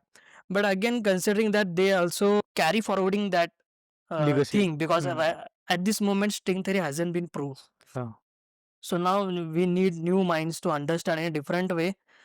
Sometimes Brian Guinea in his own podcast or interviews has said that maybe theory of relativity itself has quantum mechanics in it, but we haven't understood Yeah, it. yeah. Maybe Einstein has already proved quantum mechanics, but Einstein didn't come out with With the quantum mechanics quantum as mechanics. he has denied in his conferences. I had a chat with kind of a verbal Heisenberg, chat with Neil Bohr, Heisenberg, that is God does not in play dice. dice. And again Neil Bohr saying that stop Einstein telling to God. So again Stephen Hawking comes in this area and says that God plays dice, but you need to find it. Mm, So considering these two theories, one is a combination of relativity and quantum, and combination of gravity with quantum. Which theory you like the most? One is from Stephen Hawking, one is from Brannigan and Vishogaku. okay, so maybe for me, I basically do believe in both theories. But I mean, see, What uh, do you think about 10 dimensions? Is it possible? See, Einstein's opened 4 dimension for us space-time curvature, so it is yeah, possible that there is existence of multiple dimensions. But of what course. if we observe 10 dimension like Schrodinger cat? We unless and until we observe thing, you say that it is existing, Yeah, yeah, but you yeah. don't observe, no, it is not existing. So in that way, if in near future or in future 10 dimensions come out, what do you think? Yeah, so as you said that, as famous Schrödinger's cat experiment, that things don't exist Because until and you unless we don't observe, observe it. right? So see, as you explained about 4 dimensions given by Einstein, he basically uh, gave us about the explanation of 4 dimensional world. There might be existence of 10 dimensions, or maybe more than 10 dimensions, but we never know, right? Because see, now let's say you and me were talking here, and imagine the micro world, right? There are microbes, and they only see 2 dimensional things, and we are made of 3 dimensional things. So for microbes, let's say, we don't exist, right? They know, as per their senses or as per their ability, that 3 dimensional things don't exist, right? But we do exist, and we know that, right? So it's just like the same way. Imagine uh, there is fifth dimensional entity, or maybe six, or maybe 10 dimensional entity, but we don't feel their existence, or we don't observe them. So as Schrodinger said, we don't see the things, I mean, until and we observe. So we can't deny the existence of 10th dimension until and unless it's been proven. So string theory needs a solid backup. It needs to be proven. Once it is proven, my God, I mean, our understanding will completely change, and people will be widely accepting that theory. But we should not deny the fact that uh, they don't exist 10 dimensional entities, or and so on. So I truly believe that, yeah, there are higher beings which having high dimension than us, because our space is 4 dimensional, right? So we operate in 4 dimensional. We have limitations of only 4 dimensions, but we never went beyond four dimension. So there might be possibility, or maybe I strongly believe that there is, uh, I mean, another dimension, or there are multiple dimensions which we can't sense and which we don't see or don't observe, but they do exist. Who knows? Maybe we are here, you and me are talking. We are 4 dimensional entities, and there's one fifth dimensional entity. He's observing us. He's maybe he's listening to us what we are saying. Who knows, right? So we can't deny the possibility. I strongly believe that, yeah, I mean, high dimensional entities, they do exist. And for me, they are creator of the world. Maybe they govern the world. Maybe they created us. Who knows? Let's talk about black holes. What are they? So to understand our black holes, let me start with star. I would like to explain about life cycle of a star. So how basically stars are formed. So imagine that in a stage, so there are planetary nebulae. Stellar nebulae. So nebulas are basically gas clouds. So a star is formed at the initial stage form stellar nebulae. So after nebulae, stellar nebulae are further formed into protostars. So those protostars are divided into two categories based on their mass. If it is a giant star or if it's supergiant star. So after if it is a giant star, it it forms planetary nebula, and further it forms into white dwarf. So our sun is basically I mean it falls in first category because it's not giant. It is a giant star. It's not super giant star, right? So it is believed that once our sun is died, it will be formed into a white dwarf. So when it comes to a supergiant, so supergiant after supergiant becomes a red supergiant, right? So I mean, in the case of giant star, it becomes red giant star. In the case of supergiant star, it becomes red giant star. So further, red giant stars are formed into supernova and neutron star. So further, neutron stars are basically clouds, or they are stars made of only neutrons. And supernova, after supernova, it becomes into black hole. So what exactly is black hole? So black hole is the thing. Basically, we can say it as an entity. If it exists as an entity, it's everything. So black holes are very mysterious objects, which actually Einstein observed. I mean, he explained in his theories that of course, like it has been proven later. Like recently, we saw the image of black hole of Sagittarius A. They are basically planetary. Not planetary. They are basically objects where there is where there is gravity so strong, they are so dense that even light particles can't escape from that object. So if we think about black holes, so as I earlier explained that there is huge contribution of Stephen Hawking. Stephen Hawking actually um, gave a detailed explanation about Big Bang theory, and he was a believer of Big Bang theory, and he explained detail about black holes. There are two types of black holes.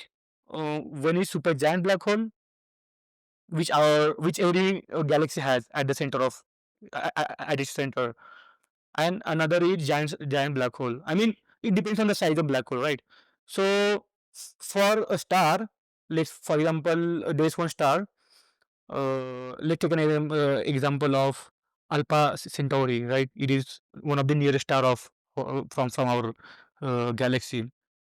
So for any star, uh, f- there's one term called as Chandrasekharan limit. So Chandrasekharan limit, this concept was given by one of the popular Indian physicists called as N. Chandrasekharan. So he observed and he uh, uh, gave the scale where one star, let's say, so the possibility of that star, if that star has mass of 1.4 times of the sun, then it is likely to become white dwarf.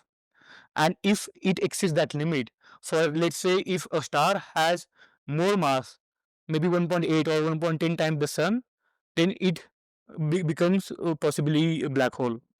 So black holes are very mysterious objects. When I started reading about astrophysics, black holes really fascinated me, and I think they are very fascinating. Like for example, if I have to explain about the structure of the black hole, if there's a black hole, then black hole there's one. If you enter into black holes, that there are as I explained before, there are two types of black hole. One is supergiant black hole and giant black hole, let's say. No, the black hole which is small. So if you pass through small black hole, which is not that much giant, let's say not supergiant black hole, then if you pass near to that black hole, you eventually get spaghettificated. So there's a term called as spaghettification. So spaghettification basically it normally happens with small black holes. So let's say if you're going through near the uh, black hole, so because black hole has very dense gravity, I mean the gravity is so huge that you get, I mean, attracted towards the black hole and you tend to move towards the black hole. I mean that it pulls towards its gravity pulls you toward the black hole, right at the center of the black hole. So for a small black hole, you get spaghettified. So spaghetti basically is like, when you pass through the black hole, you get like like the form of spaghetti. How spaghetti enters into there. So it's like that. So light gets spaghettified when it enters inside the small black hole. When it comes to supergiant black hole, first of all, you don't get spaghettificated. Like it doesn't initially when you start moving near to black hole, so it doesn't get spaghettified. You don't feel that effect until and unless you reach event horizon. So you are safe until you reach event horizon. So once you enter event horizon, so event horizon is basically that stage of black hole or that layer of black hole, maybe you can say, where you can't escape once you enter inside. So event horizon, I mean, when you go, when you start entering inside the event horizon, things get very bad for you because now this is the point of no return. So any person, even I mean, even light particles, they can't escape when they enter inside event horizon. So if there's a term called as escape velocity. So escape velocity, if you want to escape the event horizon, so you know what, you have to actually have speed higher than the light. So faster, I'm basically faster than the light. So technically it's impossible. So there is nothing which is faster than light. So technically you can't escape beyond. I mean, beyond event horizon. Stephen mentioned about the escape velocity. He had calculations regarding it. So yeah, technically Stephen Hawking explained about the escape velocity. But it's the theoretical. You said that when you go beyond singularity, there exists new world. I mean, new universe. But no one knows. I mean, because this is basically a hypothesis, and it is also believed that in opposed to black holes, white holes they do exist. So basically, it's like completely opposite of black holes. Before going to understand white hole, there is Einstein and Rosen bridge concept Yeah, where yeah. there is combination of two black holes to pass from one universe to another universe. What what's your take on that? Basically, it is considered wormhole. So technically, before it used to call as Einstein and Rosenberg bridge, but after that concept got changed to wormhole. I mean, until 19, I guess around 63 something, there was one scientist whose name was Wheeler, and Wheeler actually, I mean, basically coined that term of wormhole. So basically, what I mean, wormhole is the uh, bridge which connects two different black holes, or maybe let's say two different points. It is said that if you pass through one black hole, there is one wormhole which is created, and you pass into another black hole. Through that, you escape into the new universe. So, suppose if you are traveling through point A to point B, and you are traveling like this curvature, right? But if if let's say there is a paper, and if you fold that paper, so this point A and point B, they get connected, and there's very small bridge connects between them, like there's one gap. So this is basically called a wormhole, or Einstein-Rosenberg bridge. So I mean, many scientists they do believe that wormhole exist, but where we don't know. Some people they do believe that maybe the wormhole do exist inside the black hole. Maybe I mean, but there is no any sure shot confirmation of wormhole because there is no in observation of wormhole. Right? We haven't yet observed wormhole. So why it is called a wormhole? Because that scientist Wheeler he actually observe he did observe. I mean, he made an observation. He had an apple, and he what I mean he observed that there was one worm basically. So that worm wanted to go from one direction to another direction. So that worm pierced through inside the apple, and he directly crossed that apple, and he went another side of the apple. Instead of going from home, he went straight. So this concept it actually fascinated him, and he further uh, concept that coined that concept of wormhole. So basically, it's just point where two black holes, let's say, so they meet in very tiny space, and that tiny space basically it is the bridge which connects two points at very small distance. But technically, if we imagine space-time as a fabric, there is a possibility of wormhole, but it needs to be bent, right? For example, this is space-time fabric, like as Einstein showed us that there is a space-time curvature, and it is made from fabric. So if there has to be the presence of wormhole, then that space needs to be bent, right? Unless that space is bent, we can't form the wormholes. So that tiny bridge, it needs to be uh, identified, and it has to be. Someone has to bend that fabric. So that's why technically people do believe that maybe it is possible, maybe not possible. But yeah, that term is very fascinating. What is white hole? So it is completely opposite to black hole. So black hole is in black hole, one single light, even single particle of light, it can't escape, right? It pulls towards it. It breaks apart, it torn apart the light particles. But at opposed to white hole, nothing can go inside. So black hole it completely pulls you. It doesn't attract you. It pushes you in opposite direction. So this is called as a white hole. So many scientists do believe that if you pass through black hole, then maybe you end up into another universe. Who knows? So like black and white. What's your take on Fermi's paradox? So yeah, basically, Do you believe that there is existence of aliens? of course, yeah, I do believe, and I'm a strong believer of Fermi's paradox. Enrico Fermi, he actually gave this third Fermi's paradox. So he actually said that is that paradox actually is what I can say. It is an imbalance between the existence of and non-existence of external life, extraterrestrial life. So Enrico Fermi he stated that if our universe is so huge, there are billions and trillions of planets and galaxies, then why are we the only life?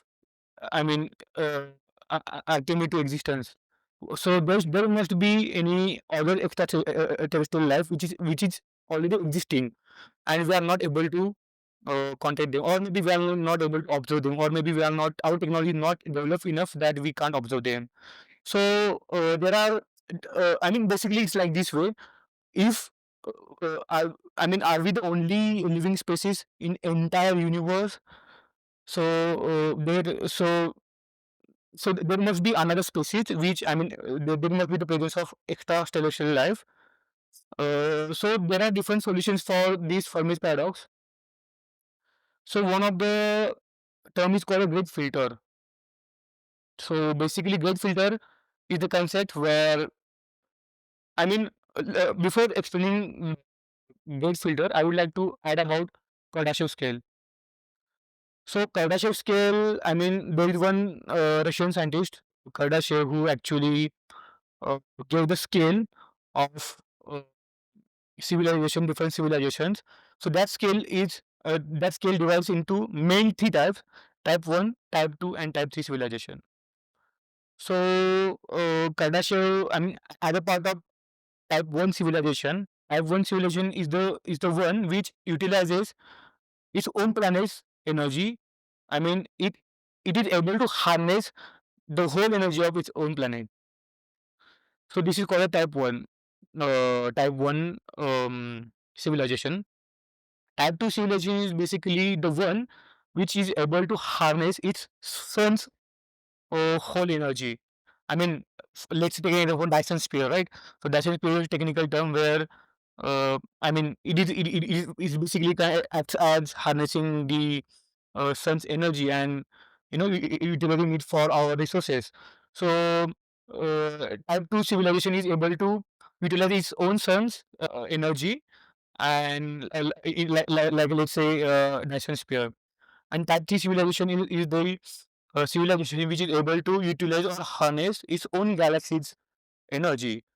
So technically, Kardashev he proposed three types of civilizations, but there exist other types of civilization like type 4, 5, 6 until 10, 11. So basically, like multiverse. I mean, let's say universe, then multiverse, like those way. So in that term, our species, like humans, human civilization basically it comes under point 7, like, because until now we are not able to harness whole energy of our planet, right?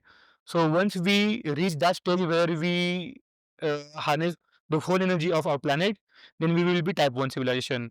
So according to Kardashev scale, current form of humanity, I mean current human civilization, it ranks at point 7 scale. Why we are not I mean as Indigo, I mean, Fermi said about Fermi paradox, why there is no any existence of another human extraterrestrial life. So, as a part of that solution, Gate Peter states that uh, there is some kind of filter which acts as a barrier for current civilization to become so much evolved that they can able to identify the presence of extraterrestrial life. For example, consider our human civilization. So let's say we are now about to become type 1 civilization. Okay, and once we become type 1 civilization, we should become type 2 I mean, we will eventually evolve into type 2 and type 3 further, right? So once we know how to completely utilize our own planet's energy, then we will become further type 2 civilization. We will try to harness our own sun's energy, right? So until that stage where we will become evolving, I mean, we will evolve until type 2, let's say type 3 civilization. So that time will be, let's suppose if we are able to harness our own solution, imagine what kind of achievement we will do, like what kind of advancement we will be having. So, so this is the gate filter. So we are tend to become advanced civilization, but there's something happens which restricts us to identify the existence of another civilization. What do you think about dark energy, antimatter, antiparticle? I would like to explain about the universe composition. What actually is the composition of the universe? So it is believed that uh, suppose 100% universe. I mean universe as a whole. Out of 100%, 68% of universe is composed of dark energy. 27% of universe is composed of dark matter, and the remaining, let's say, 5% is composed of visible matter, which we see. And dark energy and dark matter, they are very mysterious. We think that dark energy, dark matter, they exist, but we still haven't found the ways to identify them. For example, we believe that dark energy is responsible for the expansion of the universe. Dark matter, they are responsible for holding the galaxies together. Do you believe that this universe is expanding? Of course, I do believe, because the great example, as I explained before, is redshift, and redshift is caused because of expansion of the universe. How is it expanding? Horizontally or vertically? Most of the people, they believe that it is expanding horizontally, but we yet to I mean, because we don't have actually the proof how in which direction it is actually expanding, but scientists do believe that it is expanding horizontally. Time is unidirectional. Of course, We it is can't go into the past. yeah, we can't go into the past technically if we think in that way. As per the physics, what physics tells us, the time is unidirectional. It's not bidirectional. If it does exist in bidirectional, then we could be able to go into past, time travel into the past. But technically, it's not possible. What is time for you? You mean the concept of time? For you. Time is basically is an illusion created by humans. in order to understand us the movement. Like let's say there is a flow of the, if you are moving in direction, we need something that we can measure. So for me, time is nothing but illusion, which, and time does exist only for humans. Who knows? Maybe higher dimensional beings, they don't. For them, time doesn't exist.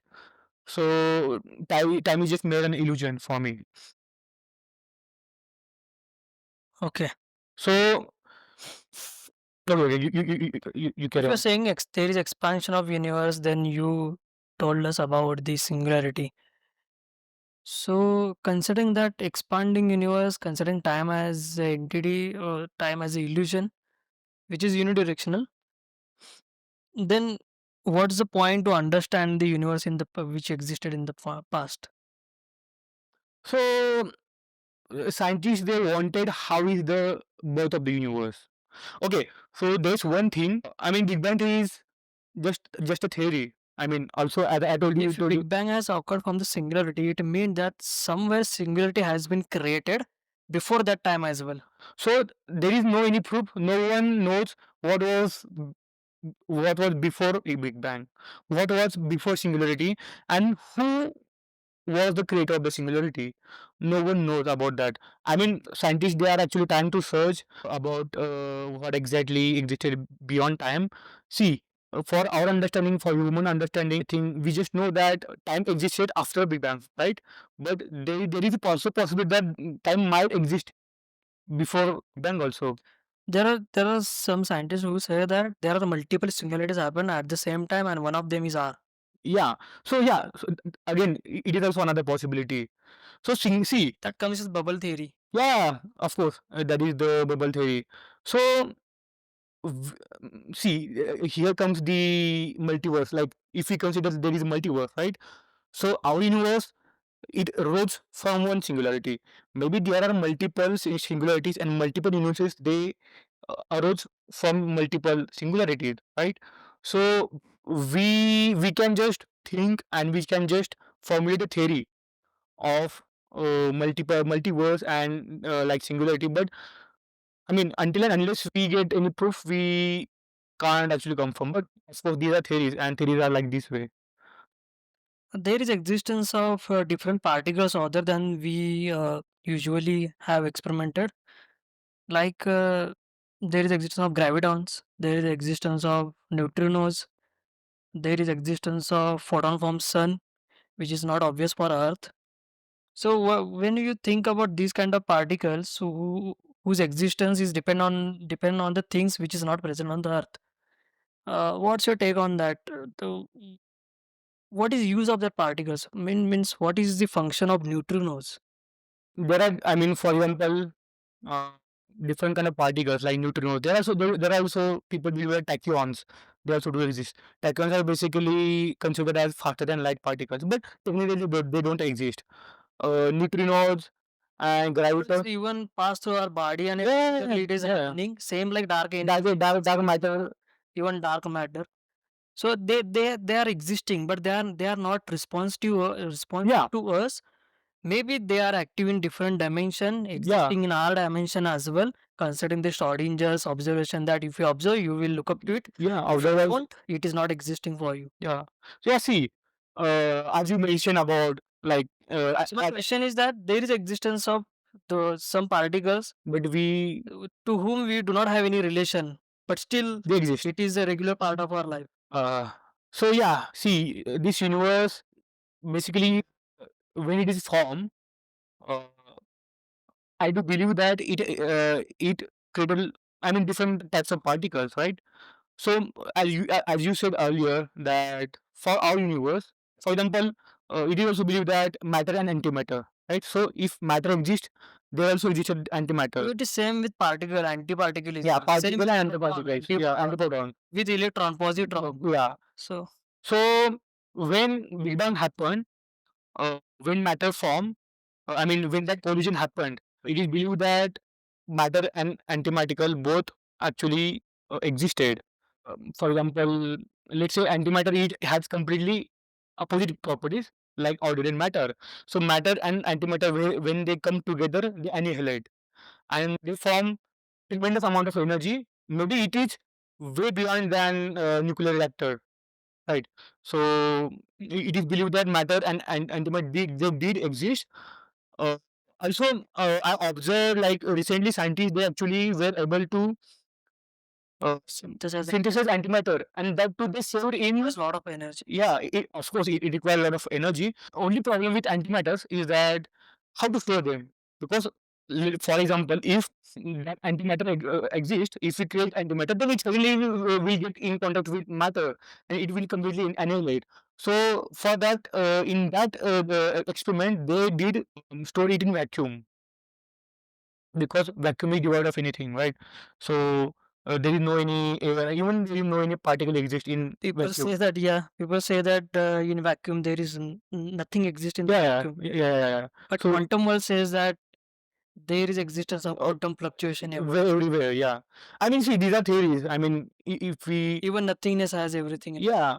So this is very good quote. Like when nothing has something. It is similar with the double slit experiment where it is very difficult to see light in both form. Yeah. In the particle, everyone has got failure while doing the experiment where they wanted to see that wave nature and particle nature together, but they haven't seen that. So considering that, again quantum comes in and explains that there is existence of particle in different dimensions at the same moment. So how you look up to these things where there is a nature of particle having wave nature as well, their existence in this universe as well as in the any other universes at the same moment. So there is even theory. It is called quantum entanglement. So Einstein didn't believe in quantum entanglement. So basically, what is the concept of quantum entanglement? Quantum entanglement is basically two particles which are originate from single source and they are entangled with each other. For example, if one particle is existed from let's say one single source, so it's another particle, even though it got separated in far space, it still has connection with the same particle. For example, if this particle has a spin, then it might be having down spin. So like they pair it with each other. So it is believed that if you are able to find, I mean, if you are able to find entangled particles, so if let's say for example two entangled particles exist in space, so if you find one particle, then you are able to find the property of another particle after observing the first particle. He did believe that, but Einstein actually didn't believe in that because Einstein, I mean, in his theory, he mentioned that nothing travels faster than light. So Einstein said, I mean, there was conversation between Einstein and Bohr also about this thing. They were discussing about. Einstein was completely opposed with this quantum entanglement thing. He said that if I mean, what quantum entanglement said. At the same time, you can find the position and momentum of two particles. Like, for example, you have two particles in distant space that are coupled with each other. Then you are able to find the properties of two particles at the same time.